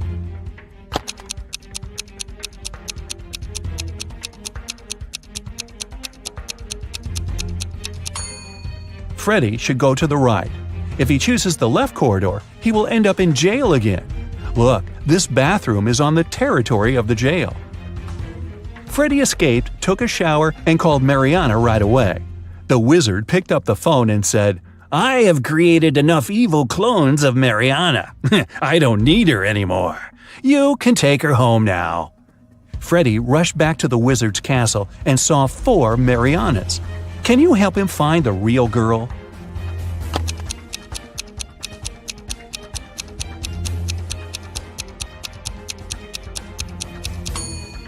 This Mariana has claws instead of nails. She looks like a werewolf. This one has very sharp teeth and ears. She's probably a vampire. This lady has scales on her face. She's a mermaid. So the real Mariana is over there. Okay, get ready. Today I'll show you different riddles, and you'll have to decide which girl is behaving least wisely, which is a nicer way of saying she's a dunderhead. You'll have 7 seconds to decide. The riddles may award 1 point, 2 points, or 3 points. So grab a piece of paper and give yourself the points each time you get it right. We'll start with the easiest questions that earn 1 point each. Autumn and Hope are going for a walk with their friends. It's 60 degrees outside. Who is dressed in the worst way?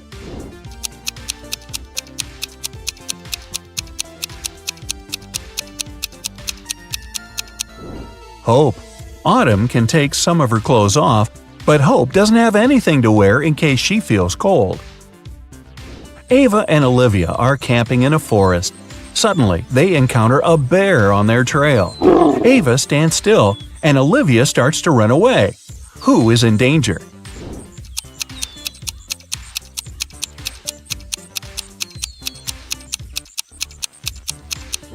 Olivia.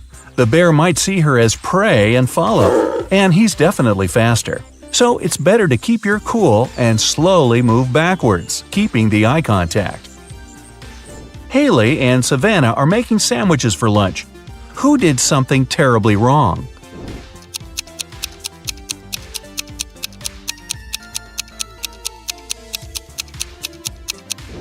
Haley. She put rat poison in the sandwich instead of jelly. Delaney is on the road trip and stopped to make a couple of pictures. Lenore is riding a bike to a nearby city. Who isn't being smart?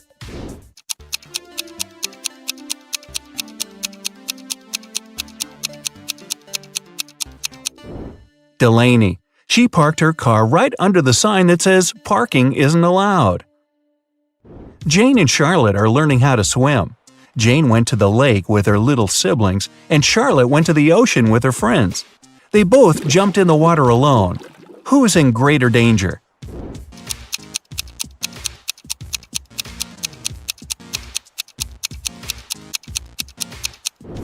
Jane.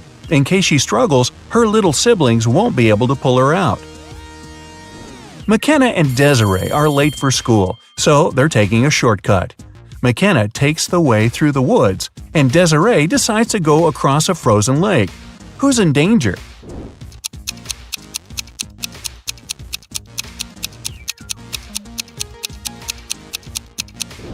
Desiree. There are cracks on the lake's surface. Ruby and Mary were enjoying their time outside when a storm started. Ruby hid in her car in the open space, and Mary kept swimming in the ocean. Who is not safe?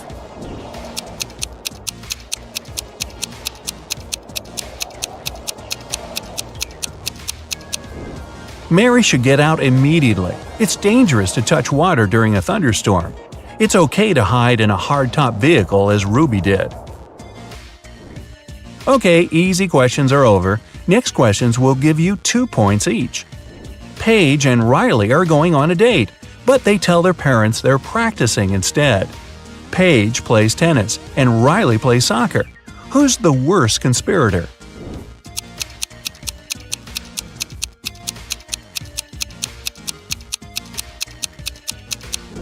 Riley. She's dressed inappropriately for a soccer game.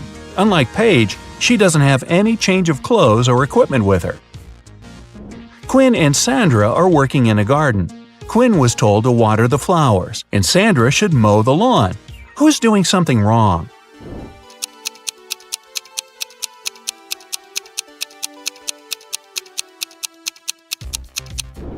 Quinn. She was told to water the flowers, but she's watering the trees. Everly and Jasmine drove to a mall. Everly left her belongings in the car, and Jasmine locked her dog there while she's shopping. Who's being more stupid?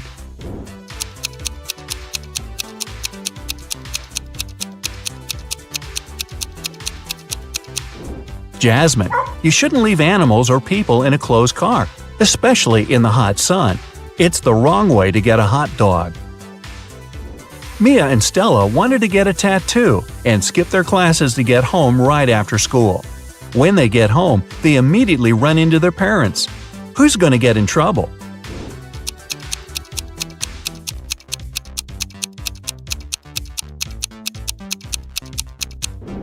Stella. Her tattoo is right on her wrist, and there's no way her parents won't notice it immediately.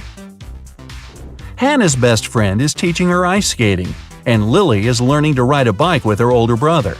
After several minutes, they feel like they've got it and ride away from their supervisors very fast. Who's least careful?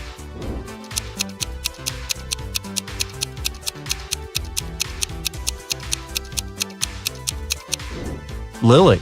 Hannah has the railing by her side that she can grab in case she falls. Lily will crash to the ground. Kylie and Abby are bloggers getting ready for a party. Who is missing something?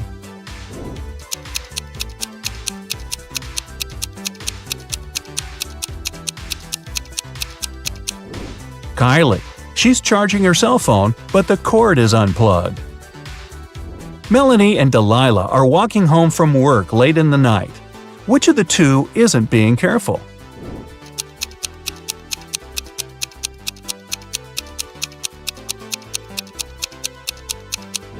Melanie. Although she's walking in a less creepy place, there are no people around. If something happens, no one will be around to help her. Sophia and Brooke went camping in the forest. Suddenly, they notice a moose moving towards them. Who is in greater danger?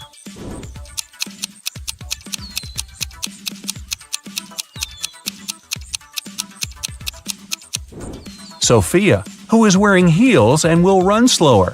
Brooke can drop her huge backpack and use it as an obstacle.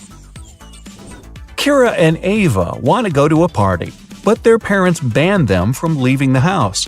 Kira decided to sneak out using the attic window, while Ava used the back door. Who won't make it to the party tonight?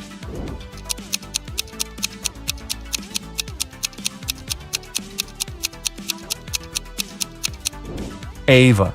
Kira is quite risky, but Ava's dad is reading a newspaper in the backyard. Maya and Chloe went for a walk. Maya went to a forest and stopped to take selfies with a friendly squirrel she met. Chloe went hiking and decided to take a selfie on the cliff. Who is in danger?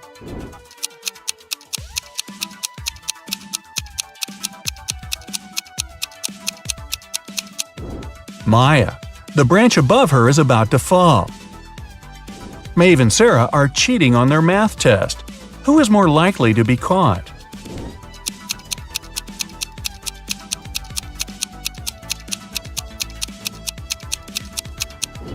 Sarah. Although she's sitting in the back, the teacher's looking right at her. Bella and Ashley came home from a party which they told their parents would be a study date. Who's going to be grounded till the end of the month?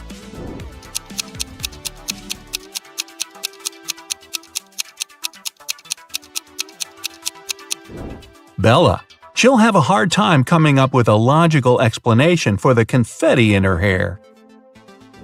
Elizabeth and Kate are late for work, so they're driving above the speed limit. Which of them is in greater danger?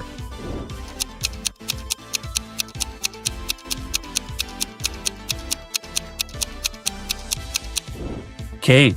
She has many objects lying scattered in her car. In case of an accident, they may hit her.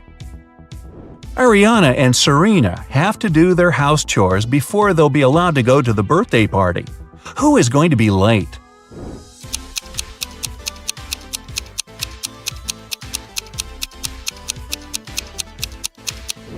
Ariana. The iron isn't plugged in. Since she's distracted with the TV, it might take her a while to notice. And finally, here are the hardest questions that award 3 points each. Jessica and Margot are jaywalking. Jessica is listening to music and Margot is texting her friend. Who is in greater danger?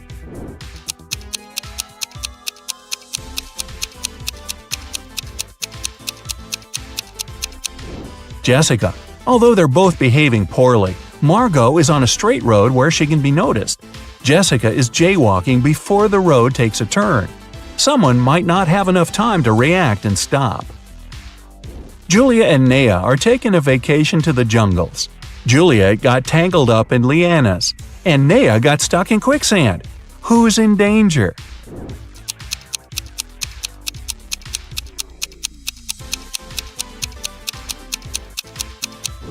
Juliet. She can't get out, and there's a jaguar approaching her. Naya is relatively fine because it's actually difficult to sink in quicksand. Leah and her friend Caleb went camping. Caleb was bitten by a snake, and Leah is sucking the venom out of his leg.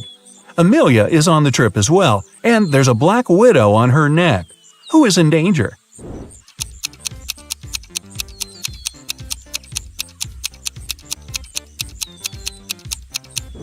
Leah.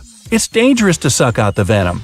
As for Amelia, black widows rarely bite, and the bites are rarely fatal. Becky and Allison are both in a bathtub doing their morning routine. Becky is using the hairdryer, Allison is charging her phone while scrolling through the internet. Who is less clever?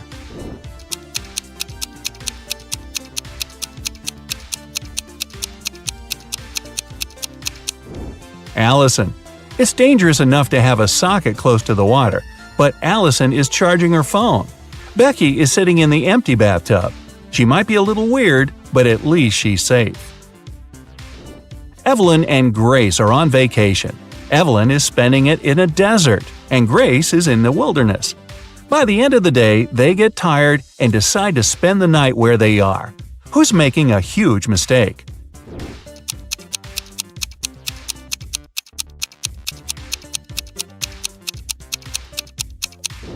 Evelyn. Night temperature in the desert can fall to 25 degrees Fahrenheit and she'll be freezing. Grace's fire will scare away wild animals.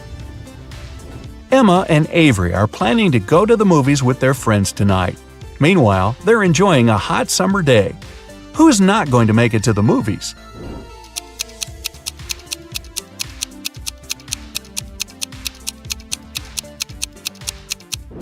Avery. She's about to cook the meat that has been standing in the sun for a while.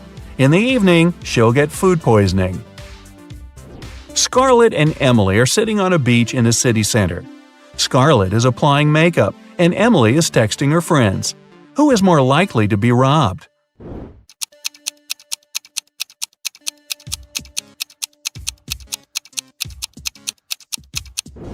Emily.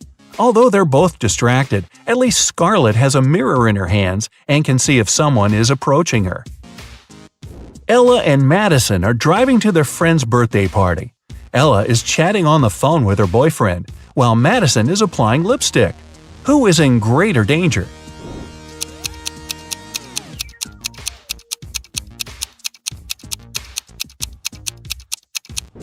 Madison. Although they both shouldn't be distracted while driving, Madison isn't wearing a seatbelt. Now, sum up your points. If you got less than 25 points, you scored below average. But don't be sad. Check out some of our other riddles to train.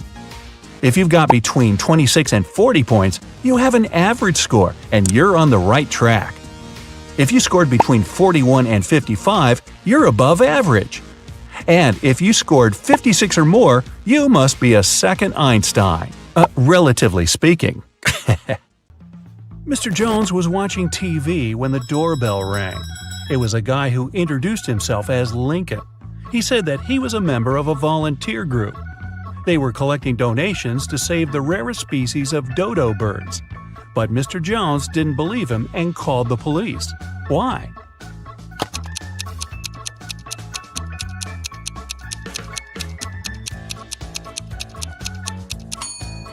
There are no more dodo birds. They went extinct in the 17th century. Arwen, a rich man's only son, visited his cousin Richie. They were talking about sports and drinking tea. Suddenly, Arwen stopped breathing and fell to the floor. Richie called the doctor, who said that Arwen had been poisoned. Detective Callum arrived and started the investigation. Soon, he accused Richie of poisoning his cousin. How did Richie manage to do that?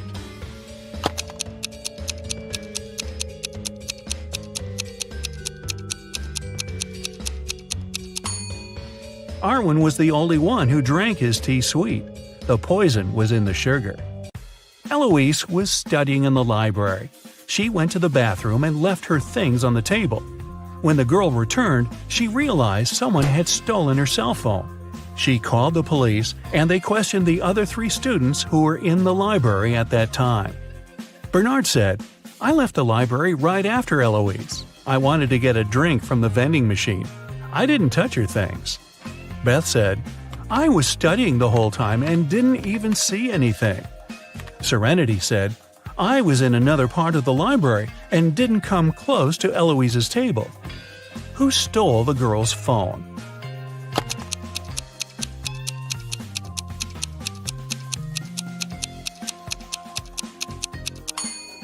It was Bernard. He said he'd left to get a drink from the vending machine. But look, there are no drinks in there, only snacks. Samantha and her daughter Avery went to the lake to spend some time together. Yay! They found a nice spot and sat down there. A bit later, Samantha remembered she'd left her camera in the car and went to get it. When she returned, her daughter was gone. The woman called the police, and they started to look for the girl. There were 3 people nearby, and the police officers interrogated them all. Benjamin said, "I was walking nearby and saw a girl sitting by the lake, but I didn't do anything to her." Genevieve said she hadn't even seen the girl or her mother. And Victoria said she hadn't seen them either, but she heard someone screaming. Who should the officers arrest?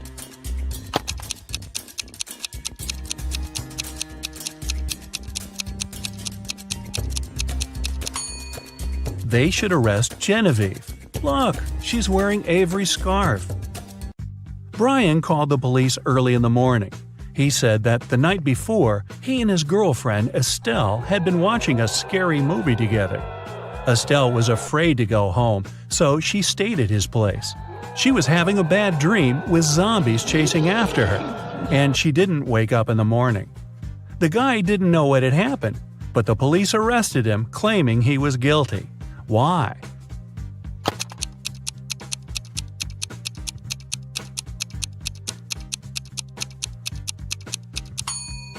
The guy said his girlfriend hadn't woke up in the morning. Then, how did he know what she had been dreaming about? Theodore came from New York to his hometown, Chicago, to spend a week with his father. 3 days later, the father called the police and said his son had poisoned himself. The police examined Theodore's things to check if there was anything suspicious. After that, they took the father to the police station for further interrogation. What seemed suspicious to them?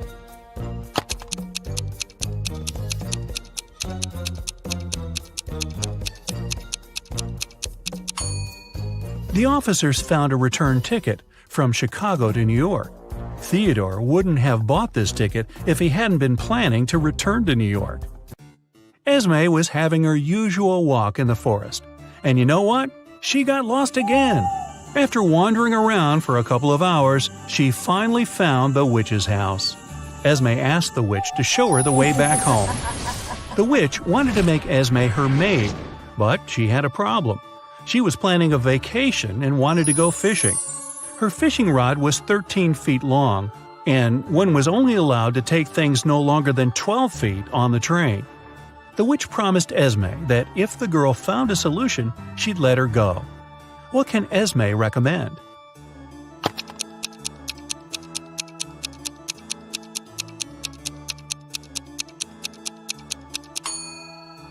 Esme was very good at geometry. She advised the witch to put the rod in a 12 by 5 foot box. Diagonally, it fit perfectly. On a Sunday evening, Mrs. Collins was having tea at her friend's house. Her friend suddenly said that she had seen one of Mrs. Collins' daughters in the mall that day. Mrs. Collins got angry because all of the girls were grounded. She asked which daughter it was, but her friend couldn't tell. She wasn't wearing her glasses when she was at the mall. When Mrs. Collins returned home, she asked the girls what they had been doing the whole day. Abigail said she'd spent the day reading. Brianna said she had stayed at school after classes to study a bit more. Charlotte said that she had been practicing for her upcoming piano concert. Who lied?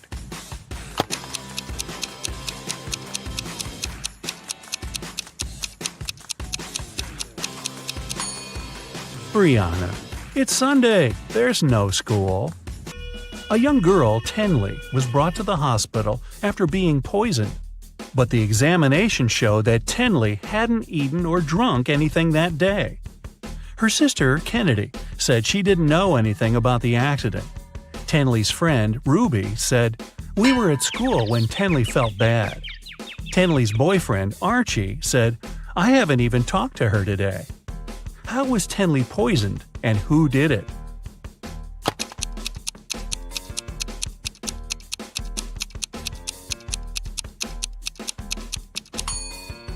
The girl hasn't eaten anything, but she has some lipstick on. That's what contains poison. And the only person who had access to Tenley's room that day was her sister, Kennedy. There was a car accident in a tunnel. The police suspected that one of the drivers, Owen, had fallen asleep behind the wheel. But Owen denied it. "I just couldn't see well because of the rainstorm," he said. The police didn't believe him and immediately arrested the man. Why?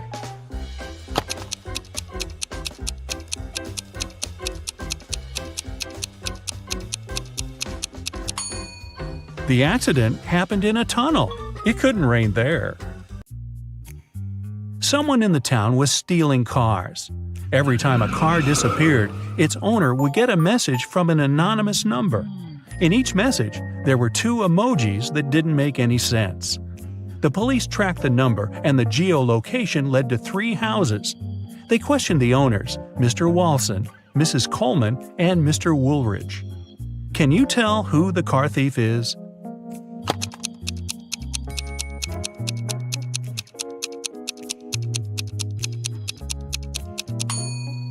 The emojis seem to make sense after all.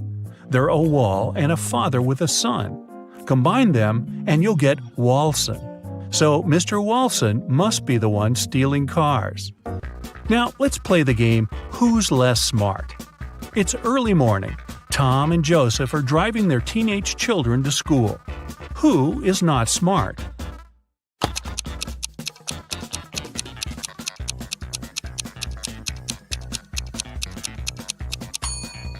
Joseph. His son is not in the car. His father has probably forgotten about the poor guy. Annie and Emma are volunteering in an animal shelter. Annie is feeding the cats, and Emma is washing the dogs. Who is not smart here?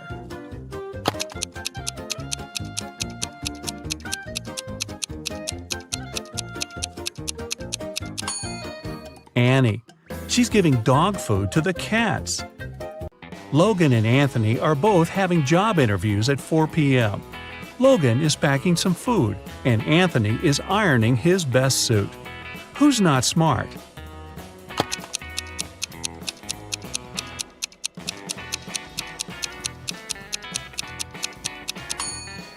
Anthony. Look at the clock. The interview is going to start in 5 minutes, and he's still at home. Logan is at home too, but there's still another hour till his interview begins. Noelle and Gabriella are cleaning the house. Noelle is listening to music while vacuum cleaning the living room, and Gabrielle is washing the windows. Who is not being smart?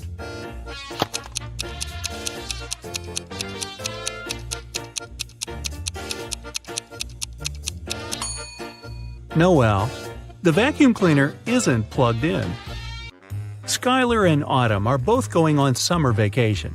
Skylar is going to Spain, and Autumn is visiting her sister in Chile. Who is not smart?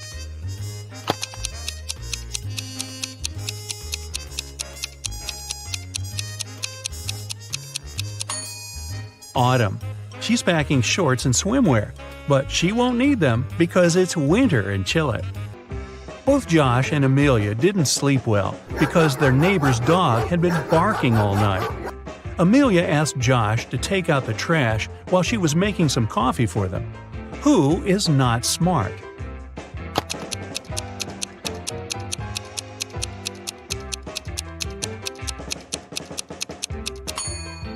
Josh. Instead of the trash, he's taken out the bags with old toys they've collected to donate. Janine and Teresa are making dinner for their families. Who is not smart?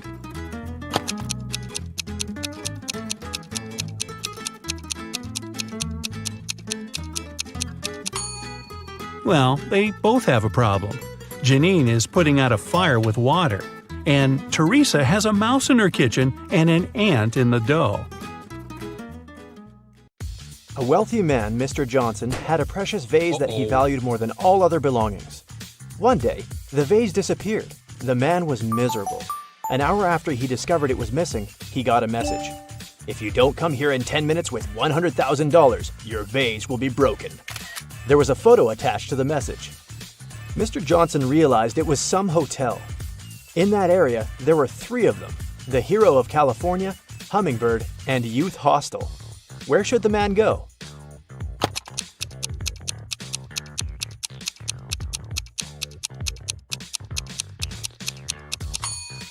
Mr. Johnson should hurry to Hummingbird. It's the only hotel that has the 7th floor. Amanda was in the middle of a burning room. The only window was small and too high for the woman to reach. There was also nothing to climb or stand on. There was no rope, neither was there a door. And still, in a matter of seconds, Amanda was outside. How is it possible?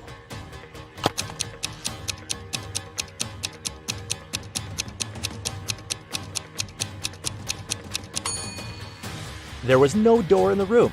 The woman just ran out through the doorway. A woman is sitting in her cabin in Ohio, but 4 hours later, she gets out of her cabin in Arizona. How did she do it?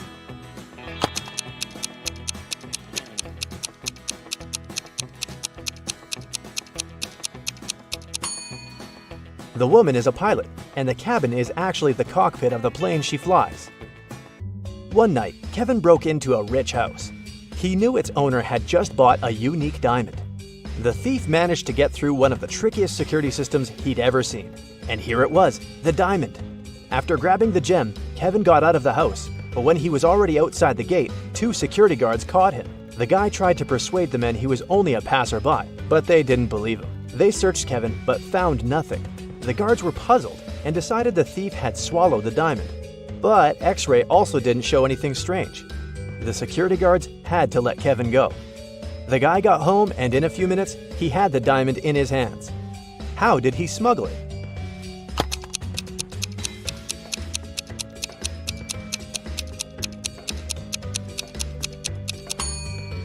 When Kevin broke into the house, he wasn't alone. His parrot was with him. After getting the precious stone, the guy attached it to the parrot's foot, and the bird brought the diamond back home. Paul was a young but very talented chemist. He was going to attend a very important conference where he had to present his latest work. But right before the event, Paul's envious colleague locked the guy in his lab. There was no way he could get out of there on his own.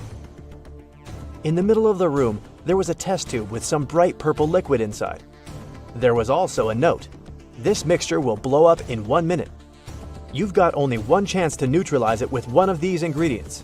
If you add the correct one, the reaction will stop. Here's the clue you'll need to figure out the needed ingredient. H, I, J, K, L, M, N, O. And don't hope your chemical knowledge will help here. Luckily, Paul was very smart and managed to find the right ingredient before the time ran out. Which one was it?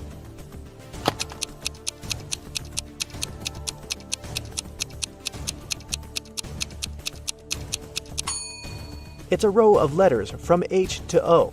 It means the needed ingredient is H2O, which is water. 2 identical vans were crossing the bridge when it collapsed. The car fell into the water and started to sink. Luckily, the drivers were unharmed.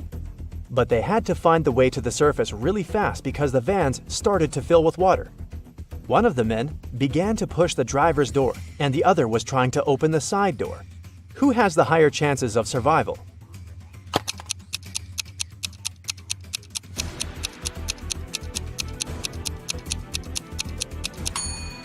The first driver won't be able to open the door because of the water pressure.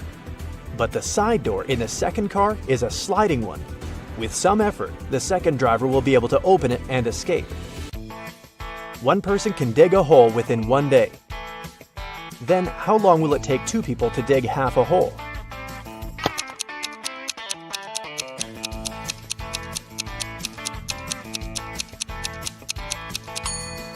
There's no such thing as half a hole. Look at these pictures and try to figure out which mirror is magical.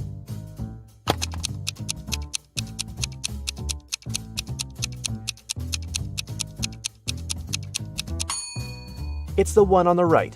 It shows the man wearing a mustache, but in real life, his face is clean-shaven. Betty was having lunch in her favorite cafe when several police officers came in. They were looking for a criminal who had escaped from the police station the day before. Betty started to look around, examining the visitors. She spotted the criminal even faster than the officers did. Who was it?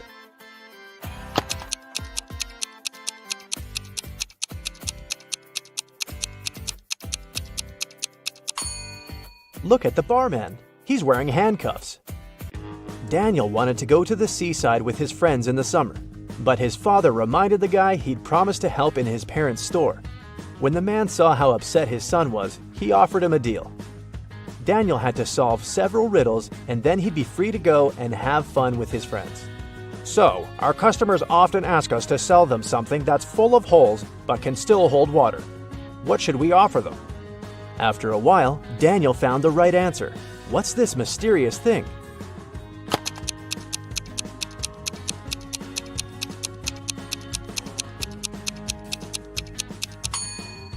It's a sponge. Daniel's father continued, I'm thinking of introducing a new method of pricing the things we sell. Socks will cost $20. A tie will be $12. You'll have to pay $28 for a sweater. And a coat will cost $16. Based on this pricing method, how much will be a t-shirt? Do you know the answer?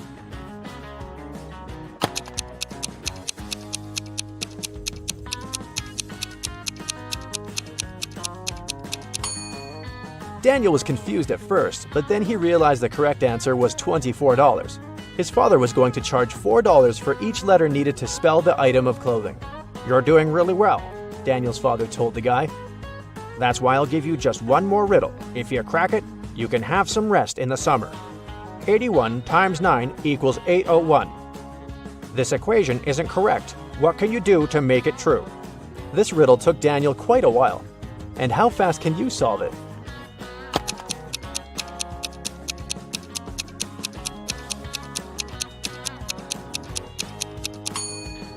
All Daniel had to do was turn the equation upside down. Luckily, the guy managed to figure it out. He got 108 equals 6 times 18. Jason was a courier who regularly delivered food and other stuff to Mrs. Brown. The elderly lady really liked him a lot. She trusted him enough to let the guy use her spare key. The lady kept it under her doormat. When Mrs. Brown was away, Jason would take this key and leave everything he brought inside. One day, the guy came to the woman's house and found out the key wasn't in its usual place.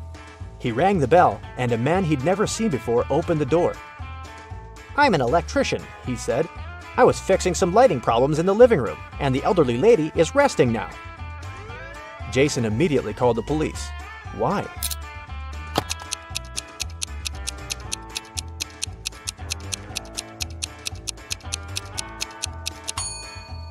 The criminal entered the house with the help of the spare key. Paul came back from his lunch break and saw that someone had spilled coffee all over his documents. He cried out, and this attracted his boss's attention. The man decided to figure out who had spoiled Paul's work. He asked his subordinates what they had been doing during their lunch break. Nancy and Liza said they had been together. They went to a cafe to get some coffee. Brian explained that he'd felt unwell. That's why he decided to take a walk in the park. And Sandra said that she'd been talking to her boyfriend on the phone. The boss immediately realized who was lying. Can you figure it out?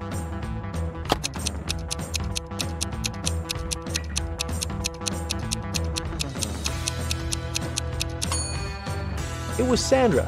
There's a sign on the wall that prohibits the employees to use their phones in the office. It means the girl couldn't be speaking with her boyfriend. A wealthy businessman disappeared right from his home one afternoon.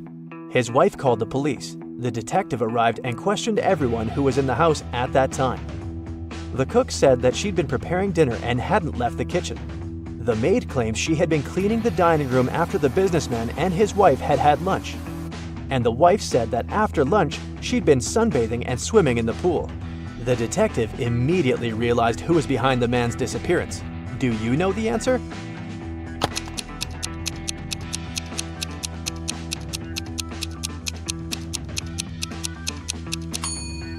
It was the wife. Look outside. It's late fall and there's no water in the swimming pool. Jeffrey was on a plane, ready to have his first parachute jump, when he started to panic. Without putting on his parachute, the guy jumped out of the plane, and still, he remained absolutely unharmed. How is it possible?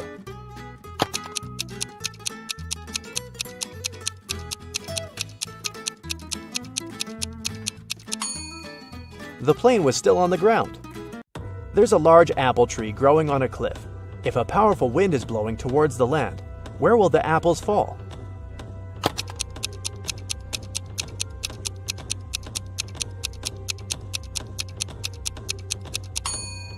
In any case, they will fall down. You go to a swimming pool once a week, and today's the day, but everything suddenly goes wrong. As soon as you enter the swimming pool, you look at the TV in the hall. Breaking news! Someone spotted a zombie in town. They probably went downtown, and they may be anywhere. If you see one, call the police immediately. You think it's probably safer to stay in the swimming pool. Zombies are slow and probably aren't good at swimming. So you go to the shower to change, but as soon as you enter the shower room, you notice that something's off. Who's a zombie?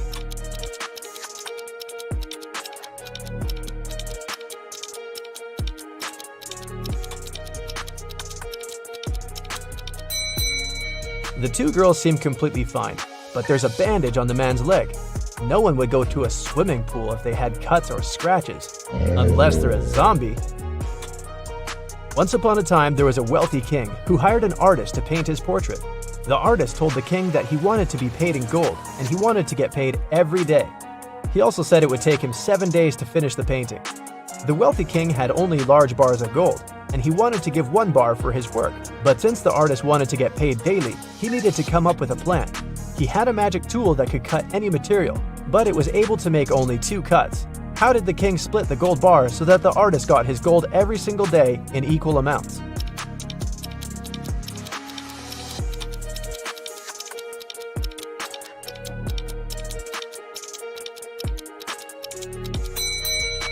The king was really smart, so he cut the bars this way: 1/7, 2/7, and 4/7. The first day, he gave the artist 1/7 of the gold bar. The second day, he gave him 2/7, but took 1/7 back as change. The third day, he gave 1/7 back. The fourth day, he gave 4/7, but took the other 2 pieces back as change.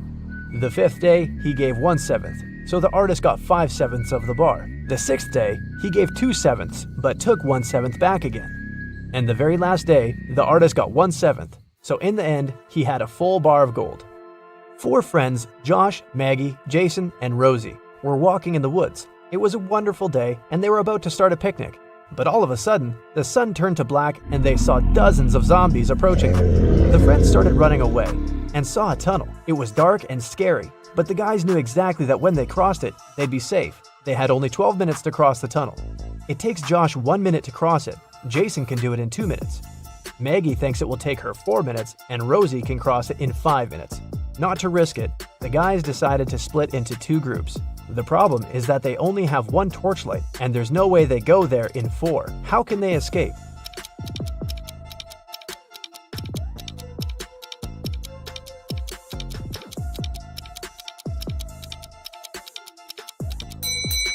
First, Josh and Jason should cross it with a torchlight while the girls are waiting on the other side. It takes 2 minutes, plus 1 minute for Josh to go back. They still have 9 minutes. Josh hands the torchlight to the girls, and they cross the tunnel in 5 minutes. 4 minutes left. When the girls are on the other side, they give the torchlight to Jason, who comes back to take Josh in 2 minutes, and they run back together in another 2 minutes. The airport security had an emergency alert. There's a man with fake documents trying to fly away from New York. They had 3 suspects who look almost the same. Which passport is fake?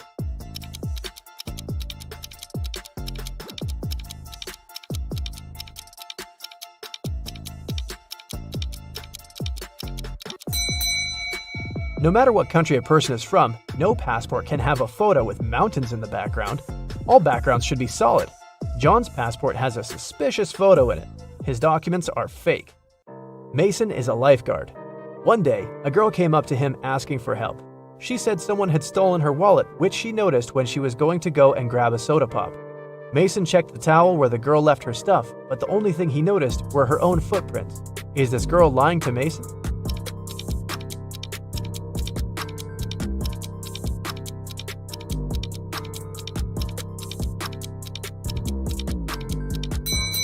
The girl was telling the truth. Mason had an eagle eye, and he saw a guy with a fishing rod. He must have stolen the girl's wallet. No one wants to go fish in the public beach. Robbers stole a few precious gems the other day. The police were alerted immediately, but they didn't know where to look for the thieves. Suddenly, they got an anonymous email. Check all the bottles in the cars leaving the town. Best regards, Mr. X. At the end of the day, the officers stopped a car loaded with boxes and bottled water. The bottle bottoms were all covered with paint, so they thought the gems should be in one of them. The level of water was the same in all the bottles, but when one of the officers placed one of them right next to the box, he instantly realized something was off. What was it?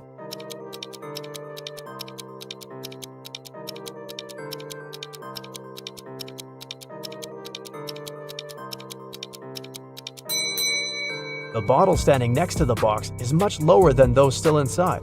The police then found there was a double bottom and the gems were hidden right underneath it. 2 friends, Martin and Clyde, had a bet. Martin said he would throw a ball and it would come back to him. He also said there would be no obstacle or wall the ball could ricochet from. Clyde said it was impossible, and he lost. How's that?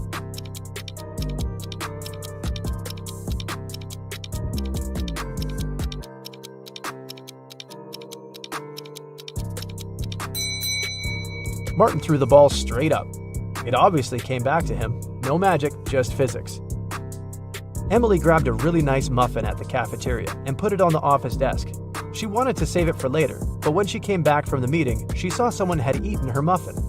There were only 3 people who could do that, and only one person is telling the truth. Grace said it was Alicia. Alicia said she didn't eat anything. Tina says she didn't eat anything either. Who ate the muffin?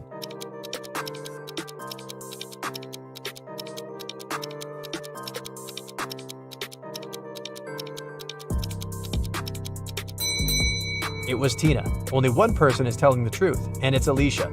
If Grace or Tina told the truth, then there would be 2 truthful people, but Emily knew only one person wasn't lying. Patrick really wanted to come to a private party, but the security would ask each person if they knew the secret access code. Patrick decided to overhear their conversations. When the person came up to the entrance, the security said 6, and the guest said 3. Then the security said 10 to the second visitor, and the reply was 3 as well. The third visitor also said 3, but the security said 2. Patrick thought he was ready to join the best party in town. When he came up to the entrance, the guard said 7, and Patrick replied 3. The security didn't let him in. What should Patrick have said to get into that fancy party?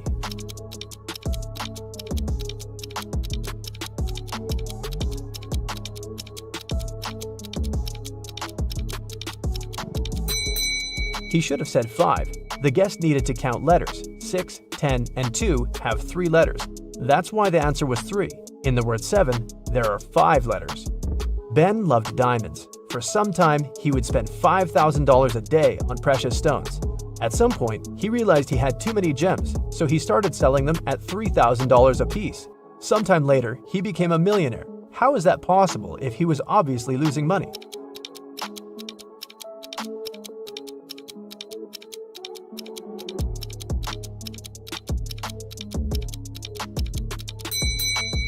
Before his gem rush, Ben used to be a billionaire. Since he started losing money, he became only a millionaire. A vampire moved to a big city where nobody knew him to start a brand new life. Still, he just couldn't help it and started biting locals every single night. People got scared and invited a private investigator to solve the problem. A couple of days later, Detective Reitman had 3 suspects. He decided to visit each of them to find out who the vampire was. After visiting all the houses, he was sure he found the vampire. Who was it?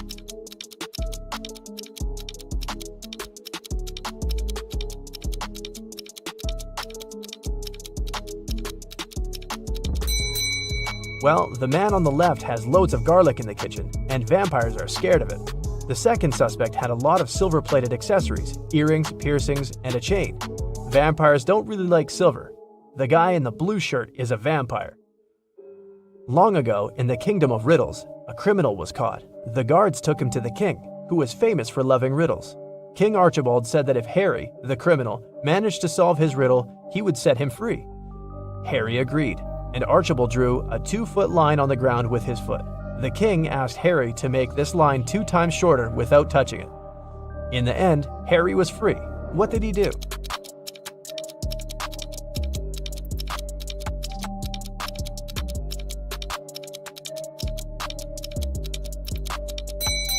Harry drew a 4-foot line with his foot, so that the one the king drew got 2 times shorter. Karen took part in a TV quiz where she could win 1 pound of pure gold. This quiz wasn't like ordinary ones. At the end of the show, the host brought her 3 large jars. Each of them has 1 pound of pure gold inside, plus some unpleasant surprise. The first jar has venomous snakes inside, the second one is full of acid, and the third one is filled with boiling hot water. Karen can only use her hands to get the gold out of the jars. She has 30 minutes to think. Which one should she choose?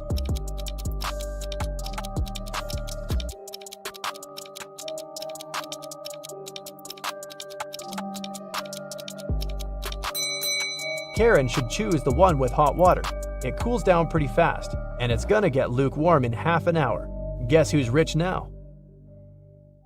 Aha! Today, Peter and Zach's dream has come true. They've bought a trailer. Now they're ready to begin their long-planned journey through mystical places all over the country to make their vlog. But first, they need to pack. There are 3 boxes, but the guys can only take 1 of them. Which box should they choose?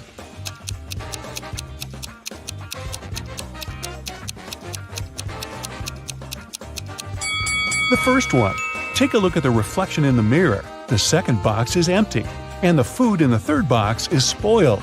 Several cockroaches are crawling around too. Probably not the best company for a road trip.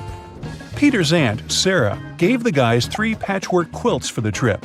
She said that she made all 3 of them by hand. But it's a lie. In fact, she made only 1 quilt and bought the remaining 2 online. Sarah was embarrassed to admit it because she was famous for sewing everything by hand. Can you tell which blanket is handmade?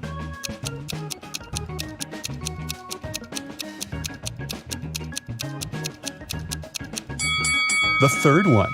Look at this piece of fabric. It's identical to Sarah's skirt. She sewed these 2 items using the same material. Finally, Zach and Peter hit the road. They headed for the first spot. It was an abandoned library on a hill. Subscribers told the guys many ghost stories about this place. But our vloggers were skeptical and wanted to explore the building on their own. They walked around the library, recording videos and taking Polaroid pics. But they didn't meet any ghosts.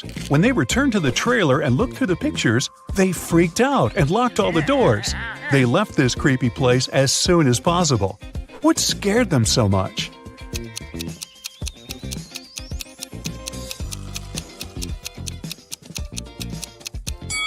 Both of them are in the photo, but then who took this picture? The guys made a stop at the local coffee shop to get some hot drinks. As soon as they came in, Peter grabbed his camera and started recording. Why?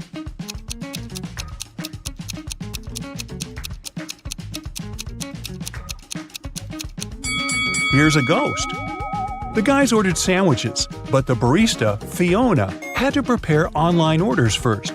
So she asked the guys to wait for their food for a while. Fiona cut 1 loaf of bread into 4 pieces in 12 seconds. How much time does she need to cut the same loaf of bread into 5 pieces?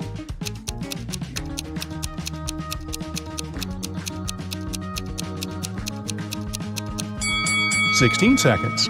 To get 4 pieces of bread, she must make 3 cuts.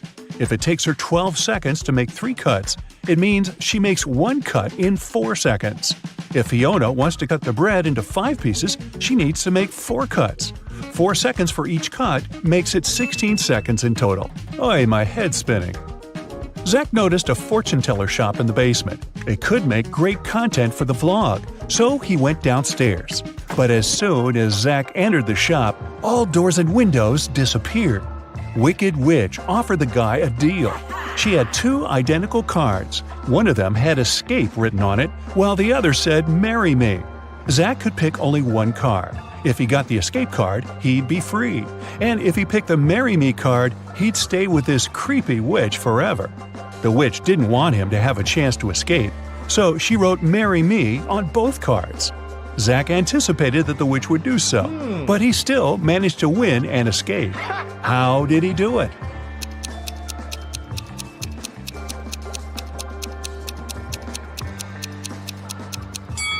He picked a card and dropped it in the fireplace, saying it was an accident. The witch had to reveal the remaining card that said marry me. According to the rules, there had to be 2 different cards. So the witch had nothing to do but agree that the card Zach had picked and burned must have been the escape card. Peter and Zach continued their journey. In the evening, the guys saw these 3 hitchhikers not far from a bus stop. They could only pick up 1 person. Who should they choose?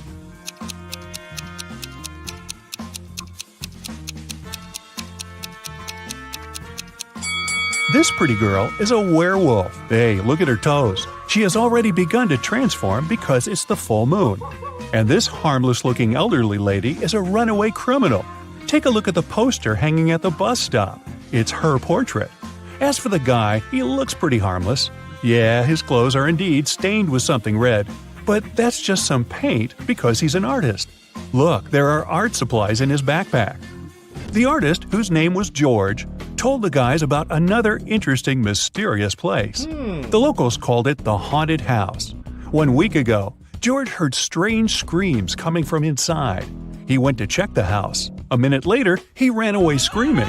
What scared him so much?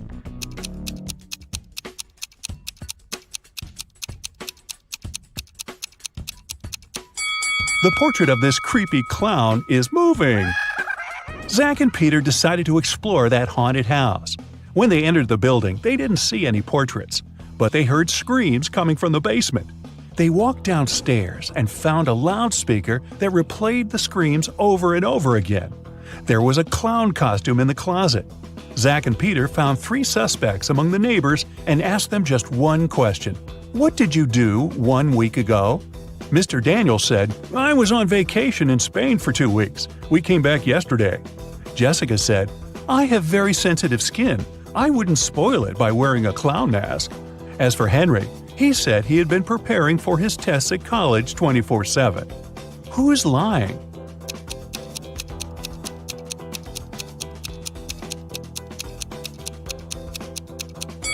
Jessica. Zach and Peter didn't say anything about the clown, but she started making excuses anyway. The guys arrived at the local hospital to film an interview with a famous professor, Dr. Thompson. But first, he had to help 4 people. Kyle complained, "I'm misophonic. I wash my hands 100 times a day." Kelly explained, "I'm afraid of heights. I can't even ride a bike." Fred complained, "I have a strong fear of water. I can't even look at a faucet." And Jenny claimed that she had claustrophobia. She always fainted in elevators. Dr. Thompson knew for sure that only one of these people told the truth. Can you tell who?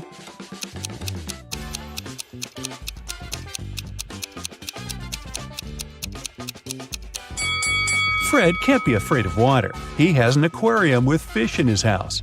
Jenny lives in a tiny van, so she can't have claustrophobia.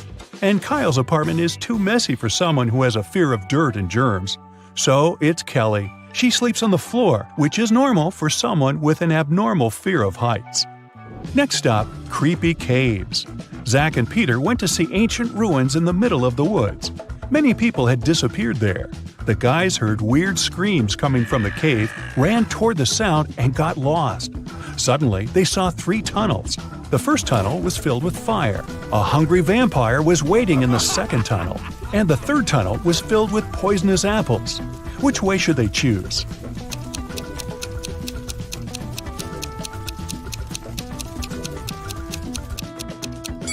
The third tunnel is safe.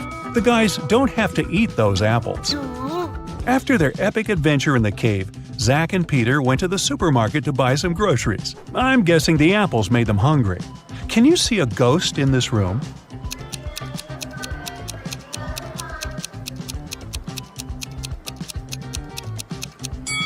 Here it is.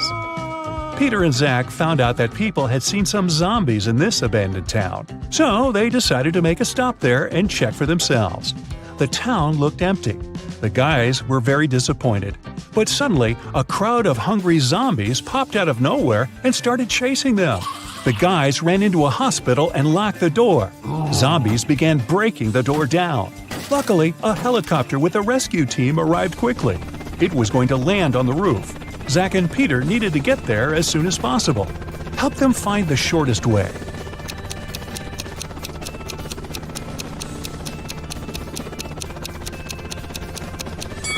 Here's the way. After saving the guys, the rescue team invited Peter and Zach to go skydiving together. They agreed and put on parachutes. They took this picture inside the plane right before the jump. Can you tell which of these people is in danger?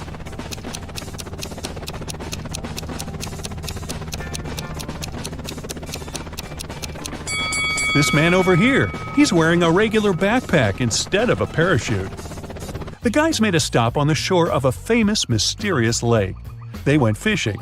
Suddenly, a mermaid jumped out of the water and dragged Zach into the lake. Peter jumped into the water to rescue his friend. Finally, he found Zach wrapped in seaweed on the rocks in the middle of the lake. 3 mermaids had gathered around Zach and were singing their songs. When they noticed Peter, they said, "We'll set your friend free if you guess which one of us is not a real mermaid." Can you help the guy?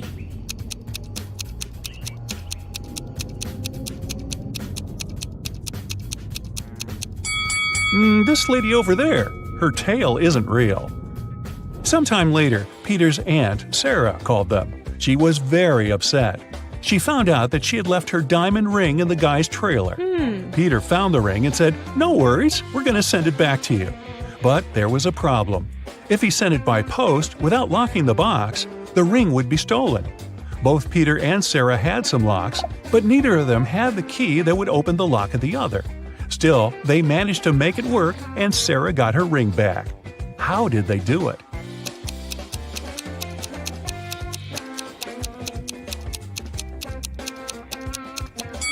Peter locked the box with the ring and sent it to Sarah.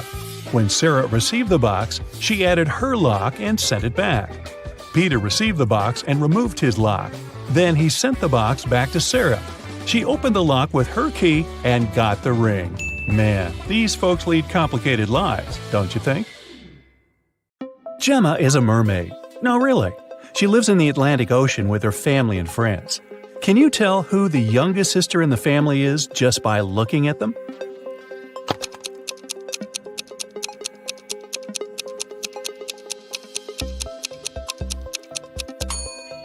Take a look at the granny mermaid. She has plenty of starfish on her tail. It's a hint. Each star symbolizes 1 year of life. That means that the second mermaid is the youngest. Her tail is decorated with 15 starfish, which means she's 15. And 2 other sisters are 18 and 22 years old, respectively. Now one day, Gemma went to a mermaid party, but one of the guests was not a real mermaid. Can you tell who it was?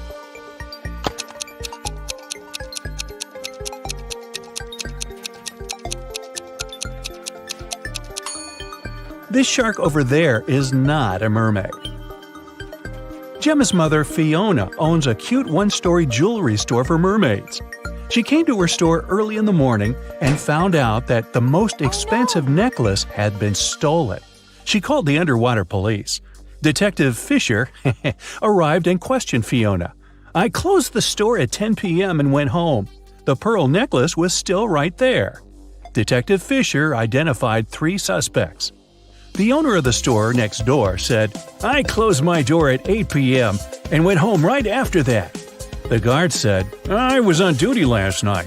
Perhaps the thief snuck into the store when I was patrolling another floor." And the cleaning lady said that she'd finished cleaning at 4 p.m. Then she rushed home because her husband was having a birthday party. So, who's lying?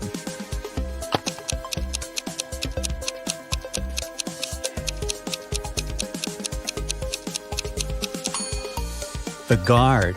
Fiona's shop is a one-story building. He couldn't be on another floor when the necklace was stolen. There's no other floor. Gemma was swimming with dolphins and reached the surface of the ocean. Suddenly, she noticed 2 handsome guys, Nick and Rick, and they were both in trouble. Which guy should Gemma save first?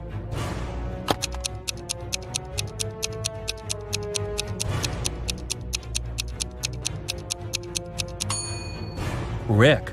Although this wooden boat is a bit flooded with water, it's still okay, and Nick can scoop the water out. But this inflatable boat is damaged. Rick will soon find himself in the water, and a shark is nearby. Gemma saved both guys and brought them to the shore. Nick grabbed his phone and took her picture without permission. Gemma asked him to delete the photo because merfolk didn't want people to know about them. Nick said, "Okay, I'll delete the evidence, but first, you gotta crack my riddle. Salty water everywhere, but not sea in sight. What am I talking about?" Can you help Gemma?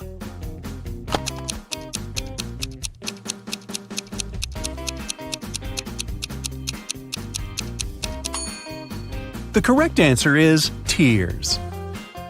Rick asked Gemma on a date, and she said yes. She went to a local witch doctor to buy a potion to get human legs for 24 hours. The door to the witch's house was locked, and the note said, "If you want to meet me, find the key first." Can you help Gemma find the key?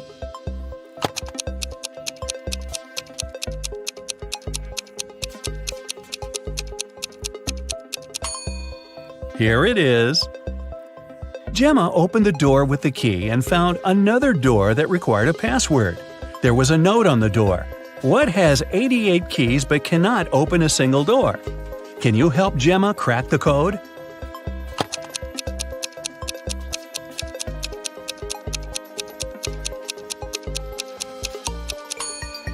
It's a piano. Gemma didn't have any money. The witch offered her this deal. If you guess my riddle, I'll give you the potion for free. But if you don't crack it, you will be my servant forever. So listen, 2 in a hole and 4 in a pack. 6 in a trio, you see. 8's a quartet, but what you must get is the name that fits just one of me. What am I? Gemma cracked this riddle right away and got her potion. What about you?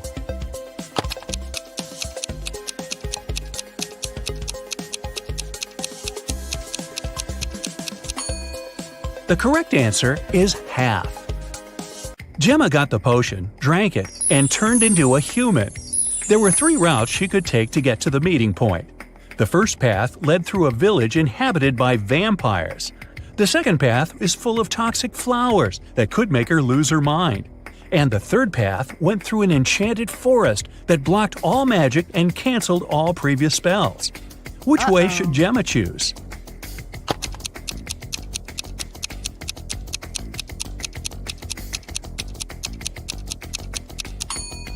The first option is the safest. It's a sunny day and vampires are probably sleeping. Rick and Gemma met at a restaurant called Three Mermaids. But there are only 2 statues of mermaids on the porch. The owner of the cafe, Victor, is well aware of this and could easily fix this. But he doesn't. Why?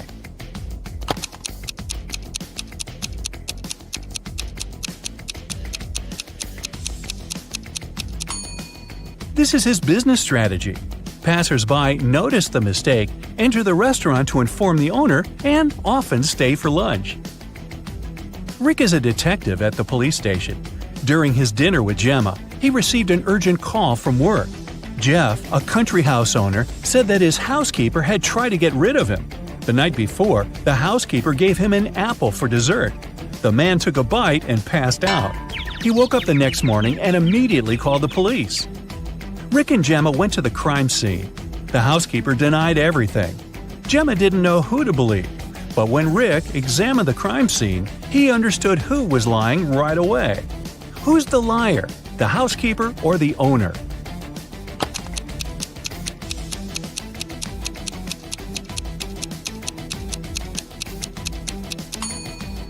The owner said he'd eaten a poison apple. So if it happened the day before, this apple must be brown now. But it's not. The man must have bitten into it just before calling the police. Gemma didn't notice this clue because she doesn't live on land. Rick and Gemma decided to have a picnic in a sunflower field. But something's wrong here. Can you tell what exactly?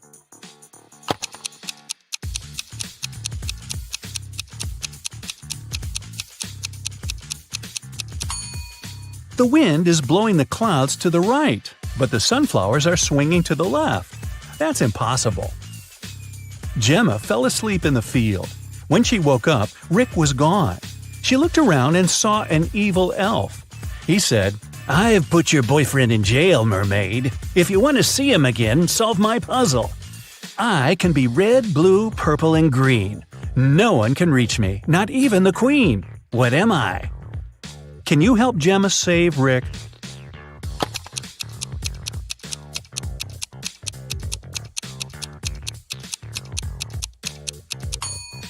The correct answer is rainbow. The elf took Gemma to his secret lab. He said, "I've cloned your boyfriend so we don't need him anymore. Now you may take him home. Unfortunately, I don't remember which of them is the real Rick, but you know better. Can you help Gemma decide which of these guys is her Rick?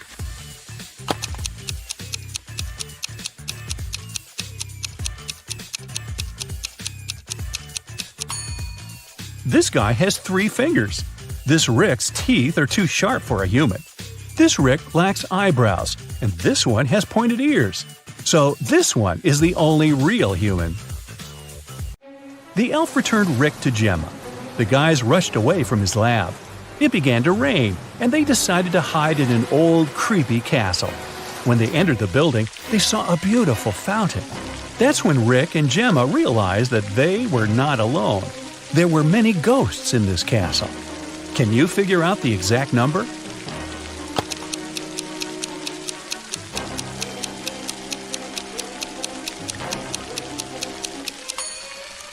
There are 7 ghosts in this picture. One of the ghosts is hiding inside the fountain. And the guy over there is not a ghost. He has feet and he's sweating. He's the owner of the castle. The owner showed Rick and Gemma his art collection. It contained an ancient and expensive item he was very proud of. "This is a picture created by a 16th century artist. I got it from my father, and he got it from his father too, and so on." But Rick didn't believe that the painting was original and called the castle owner a liar. Why?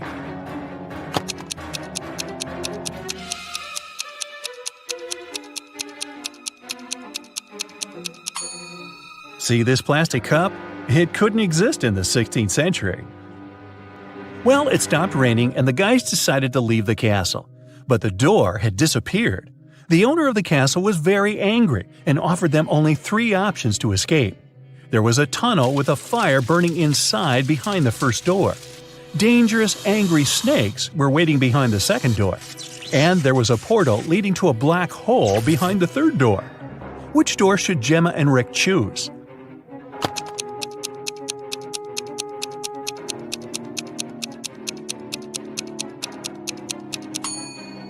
The first door.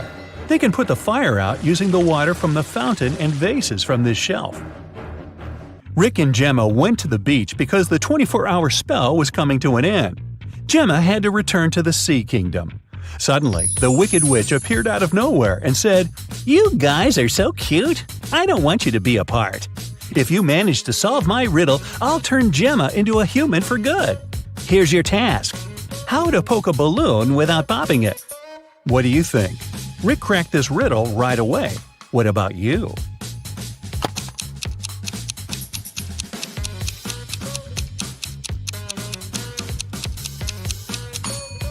The correct way to do it is by letting the air out of the balloon first. Gemma became a human. Rick was very glad and invited her to go on vacation right away. They arrived at the airport, but suddenly an elegant lady began to shout. Someone had snatched her super expensive bag. Rick reacted quickly. He detained 3 suspicious passengers who had been hanging around for the last hour. Rick and the airport security watched the footage from the cameras. Unfortunately, they could only find the footage of the events from 5 minutes before the theft. So, who's the criminal?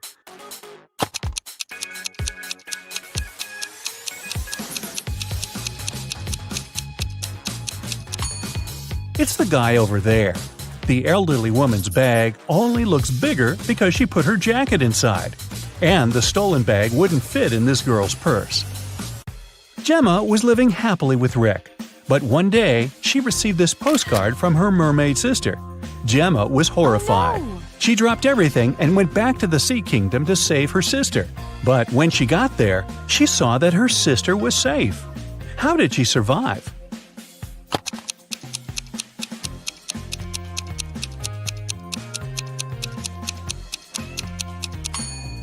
See these theater curtains in the picture? It was a show for the inhabitants of the sea. Well, that figures. During the math class, Mrs. Stevens had a task for the students. They had to say, what was 3 plus 3 times 3? 2 people raised their hands, and she asked both. Toby said that the answer was 18. Cassidy disagreed and said that the answer was 12. Who is right?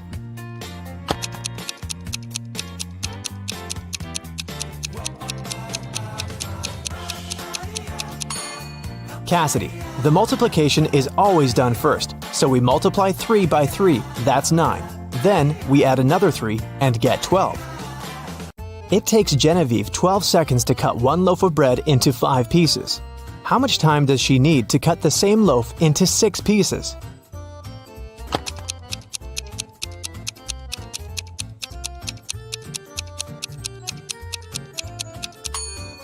"15 seconds to cut the bread into 5 pieces. She must make 4 cuts. If it takes her 12 seconds to make 4 cuts, it means she makes 1 cut in 3 seconds. If she now wants to cut the bread into 6 pieces, she needs to make 5 cuts. And since 5 cuts takes 3 seconds each, the combined time will be 15 seconds. How many years in the 21st century have had 365 days?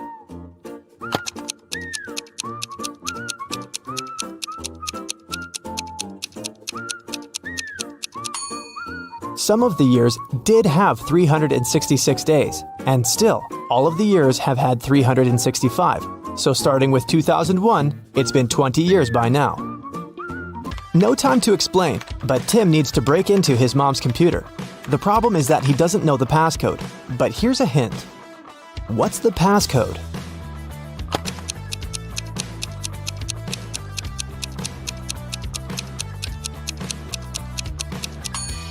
Each consonant in the word equals 200 points, and each vowel takes away 100 points.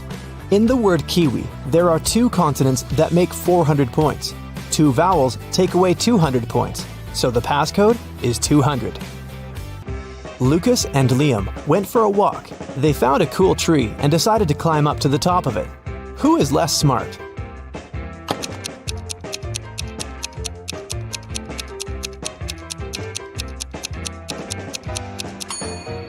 Lucas. The branch he's going to use is about to crack. He's in for a nasty fall. Michael and Logan are bloggers. To boost their popularity, they decided to take selfies in dangerous places. Michael is taking a selfie while surfing a huge wave, and Logan is taking one standing on the edge of a bridge. Who is in greater danger?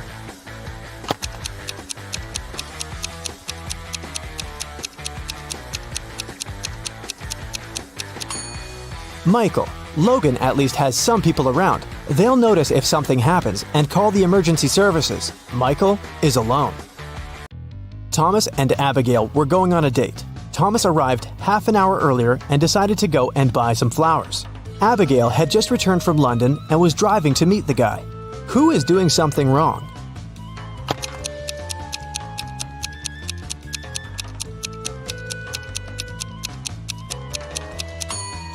Abigail. She's driving on the left side of the road. Elizabeth and Melanie are getting ready for a barbecue party in the garden. Elizabeth is cooking and Melanie is decorating the garden. Who is not smart?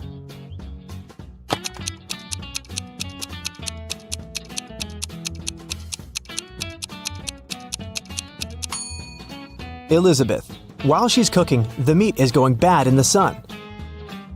It was June, and students were going to have their most difficult exam. Each of them was assigned to a particular seat, but a professor was paying special attention to one of the students. He supposed they were going to cheat. Who was his suspect and why?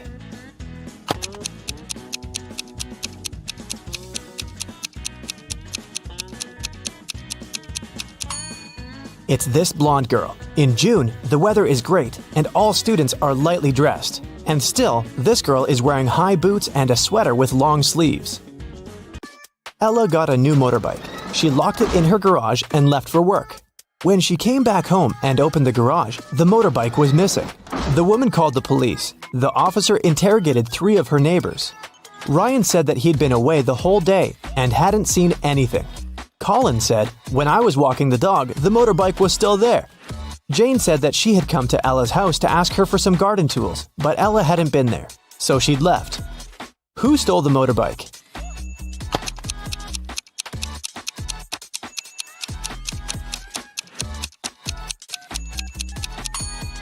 It was Colin. He said he'd seen the motorbike in the garage, but the door was closed, so he couldn't possibly spot the bike. Look at the sequence of letters. What should be the next one?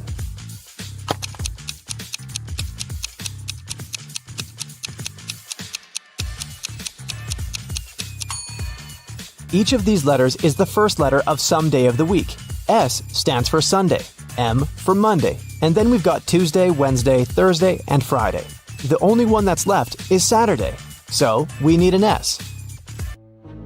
Mark was locked in a dungeon. There were 3 ways out, but none of them looked safe. Behind the first door, there was a huge and strong guard. Behind the second door, there were 3 big and very hungry dogs. Behind the third door, there are many little robots that were ready to charge at Mark at any second. Which way should the guy opt for to get out and stay safe?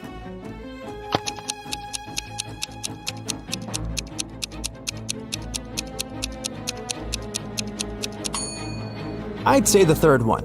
Although there are angry little robots, they're still super small and probably can't cause much harm. Emily woke up in a weird place she'd never been before. She looked around and saw 3 ways out.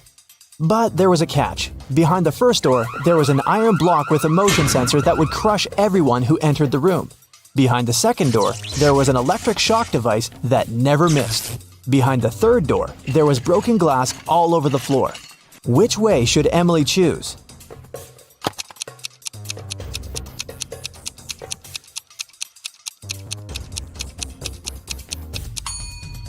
She should pick the third door. She's wearing boots, so walking on the glass is definitely not going to be too hard of a task for her. Stella called the police and said that her friend had been poisoned. She told them what happened. I was supposed to meet with Alice, but I arrived too early.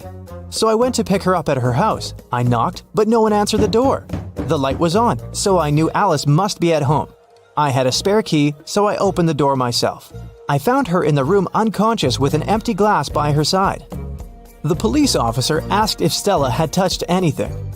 The girl said she had only touched the door, the glass, and her friend. After that, she got arrested. Why?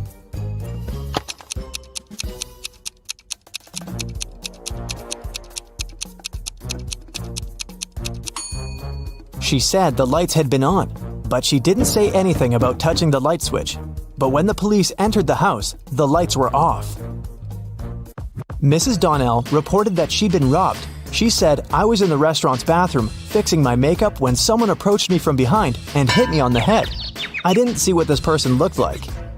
The police sent the woman home and refused to fill the report. Why?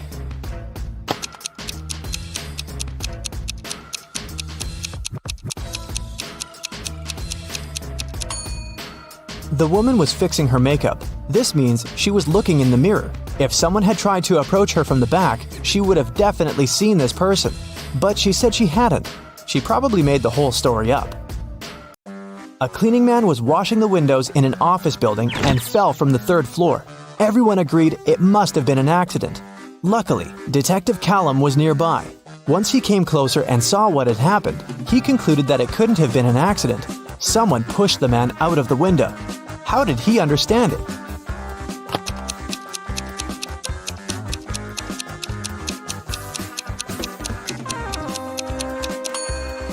Look, the window the guy fell out of is now closed. If it had been just an accident, the window would still remain open. Sophia and Brooke went camping in the forest. Who is less smart?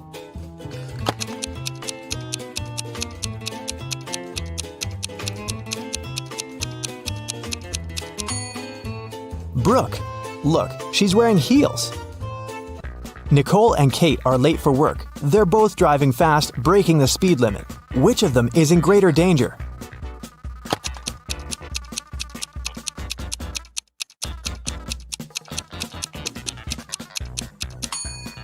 Kate. She has many things lying around in her car. In case of an accident, something is likely to hit her. Jessica and Margot are jaywalking.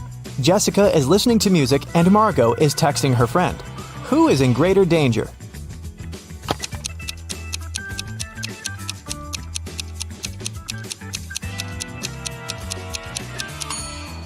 Jessica. Although they're both breaking the rules, Margot is doing it in a place where she can be easily noticed by drivers. And Jessica is jaywalking right where the road takes a turn. Drivers might not have enough time to react and stop. Allison and Maddie are doing housework. Allison is hanging the laundry outside, and Maddie is vacuum cleaning the basement. Who is less smart?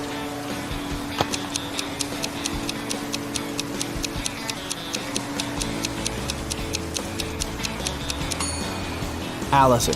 She's hanging the laundry outside, but it's raining. After Theodore was shipwrecked, he found himself on a deserted island. Luckily, he still had his pills. There were 2 green and 2 yellow ones left. He needed to take 1 green and 1 yellow pill every day. The problem was that the man couldn't see anything at all and couldn't tell the color of the pills. There wasn't a soul around to help him. How can he manage it?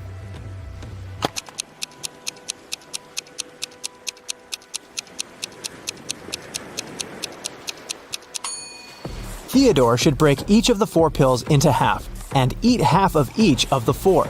This way, he'll eat exactly 1 green and 1 yellow pill. Camilla and Vivian are sisters. For her birthday, Vivian got a beautiful bracelet. Camilla liked it too and occasionally borrowed it. One day, Vivian noticed that the bracelet was gone again. She knocked on her sister's door. Camilla opened it, saw Vivian, shut the door again, and locked it. Half a minute later, Vivian broke into the room and started searching for the bracelet, but she didn't find anything. Then she realized where the accessory was. Have you figured it out?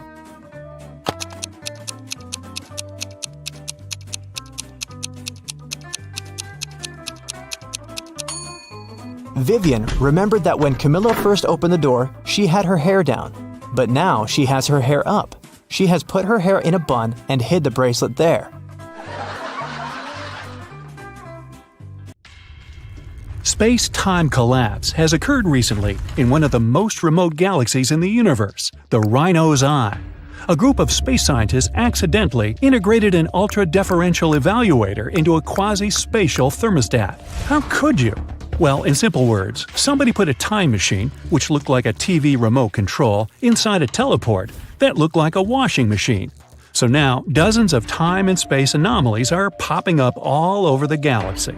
You're the leader of the Universe Security. This highly developed group of humanoid creatures with dog heads monitors the order in the universe and eliminates all kinds of stellar problems and space-time anomalies. With your squad, you now have to deal with the consequences of today, tomorrow, and yesterday's incidents and turn off the teleporting time machine. You get into your Star Poodle ship and set off on a dangerous journey. The first stop is the planet Up. There, all intelligent and unintelligent life forms move vertically. All people, animals, and other amazing creatures move only up, climbing endless stairs. That's where an alien object from another galaxy and another time has appeared. Find something or someone that's not from this world.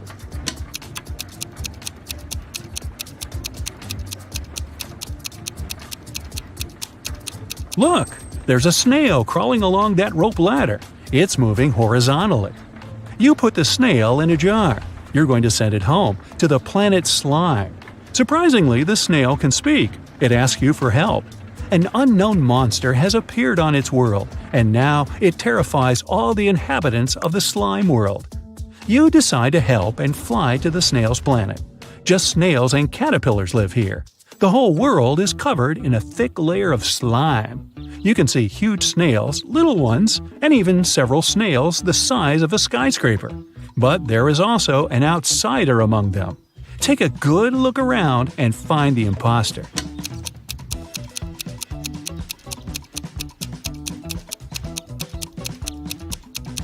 Among snail shells, you notice the shell of a big hermit crab. It looks like any other snail shell, but a pair of claws peek out of it. You set up a force field around the crab and transport it to your ship. Your mission here is over. The snails are grateful to you. Your next task is saving the planet Sterilium. This is the most sterile planet in the entire universe. There's no dirt, no microbes, and no bacteria there. One-eyed flying crystals inhabit this pure sterile world. They can't talk since they don't have mouths, but they communicate telepathically. Your brain receives a signal from them. The crystals are asking for help. A huge meteorite is approaching the planet Sterilium, and you need to destroy it. You can't land on the planet because you might bring microbes here. Instead, you approach the asteroid and scan its composition. You find out the asteroid has come here from a parallel universe. It consists of sugar. Well, you tell the crystals they don't need to worry and fly away from the asteroid without doing anything. Why are you sure nothing bad will happen to Sterilium?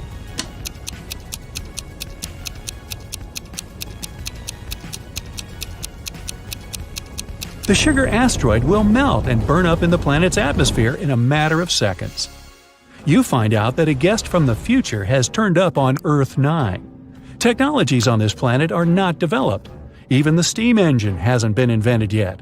So you decide to perform your mission secretly. You arrive at the field and see 3 farmers. They walk on the plowed land and carry vegetables. One of them is a farmer from the future. But who?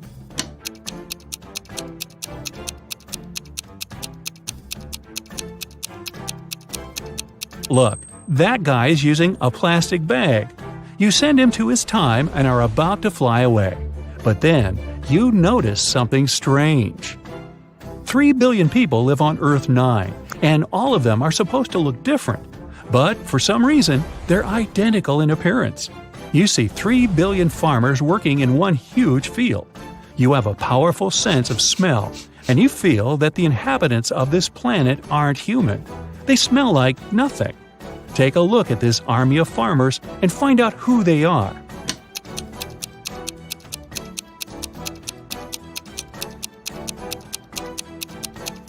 They are all holograms. One of the farmers is flickering, see? But why would someone create such a huge optical illusion? At this moment, all the farmers, the land, trees, and grass begin to blink. The whole world around you disappears. You are inside a small white room now. Your face turns into a human one. Your mouth is covered with a bandage so you can't speak. Your spacesuit turns into a gray shirt. The door opens and a big guy in a white coat enters. He gives you a mop and a bucket of water. "Wash the room," he says, and leaves. You don't remember who you are or how you got here. You need to find out what's going on, but first you need to know what you look like. How can you figure it out in a white room without any glass surfaces, mirrors, and windows?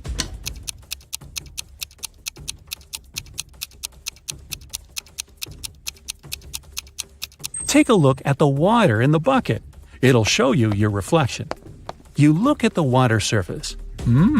Everything is clear now. The door opens. You leave the room and walk along a long corridor together with the orderly from before. You pass by a room where other people in gray shirts are sitting. You enter the dining hall. The cook pours you some water and gives you a pink donut. "Lunch," he says. The orderly removes the bandage from your mouth. You bite into a donut. It has no taste at all. At this point, you realize that everything around you is a hallucination. You're on the planet Sterilium under the telepathic influence of its inhabitants. But how did you understand this?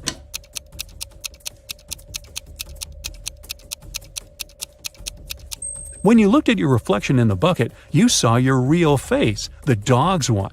Everything is too clean and sterile around, and the donut has no taste. Crystals don't know what taste is, so they can't create it. They want to study your body to build an immune system for themselves and destroy the galaxy. Well, you've figured out their secret plan, but how will you get out of here? The only way is to use some bacteria. But where can you get microbes on an absolutely sterile planet? At the moment, you look at the orderly and spit at him. Chaos erupts all over the place. The cook screams and runs away. Your shirt disappears. You become the leader of the universe security again, and your head turns into that of a dog.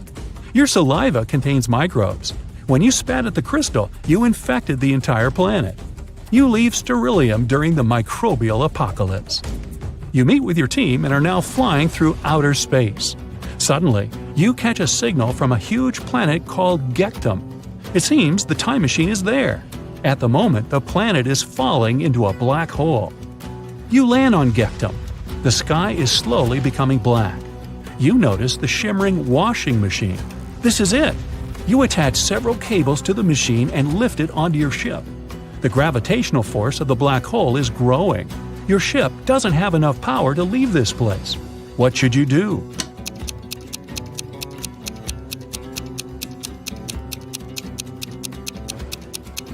Use the washing machine. This is also a teleport that can transport you to any point in the universe. You quickly read the attached instructions and open the settings. It worked! Your ship gets teleported to… You land on Gectum. The sky is slowly becoming black. You notice the shimmering washing machine. This is it. You attach several cables to the machine and lift it onto your ship. The gravitational force of the black hole is growing. Your ship doesn't have enough power to leave this place. What should you do?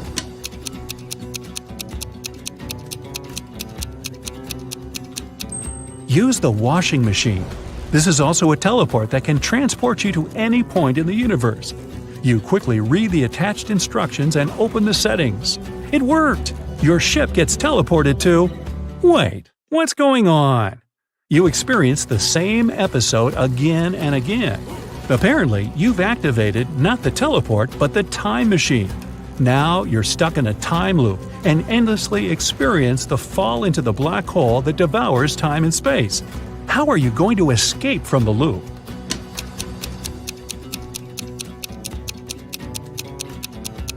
You throw the machine into the black hole. The time teleport is destroyed. You've saved the universe. But you're still falling into the black hole together with the planet. To leave it, you need a tug. At this moment, 3 spaceships enter Gektum's orbit. Each of them releases a gravitational beam that can drag you off the planet. Among the 3 ships, only one is friendly and really wants to help you. Which one will you choose? Think fast, the black hole is about to gobble you up.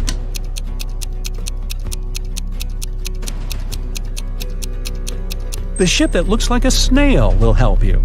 After all, you've saved the snail's planet from the giant crab. The big spaceship pulls your star poodle away from the incredible force of gravity. You find yourself in open space and fly away from the black hole as fast as you can. The universe is saved. Now it's time to see your score. 0 to 2 points. Maybe you can save a planet or two, but rescuing a galaxy or the entire universe is still too much for you. 3 to 6 points. Not bad. You can protect the universe, but only from small threats. Sometimes you still feel existential horror because of the impending space problems. 7 to 9 points. You deserve your place on the team of the universe security. But you need to remember that you can't save worlds without your colleagues' help. 10 to 11 points. The universe always needs you. Only you can control time and space and crack the trickiest space mysteries.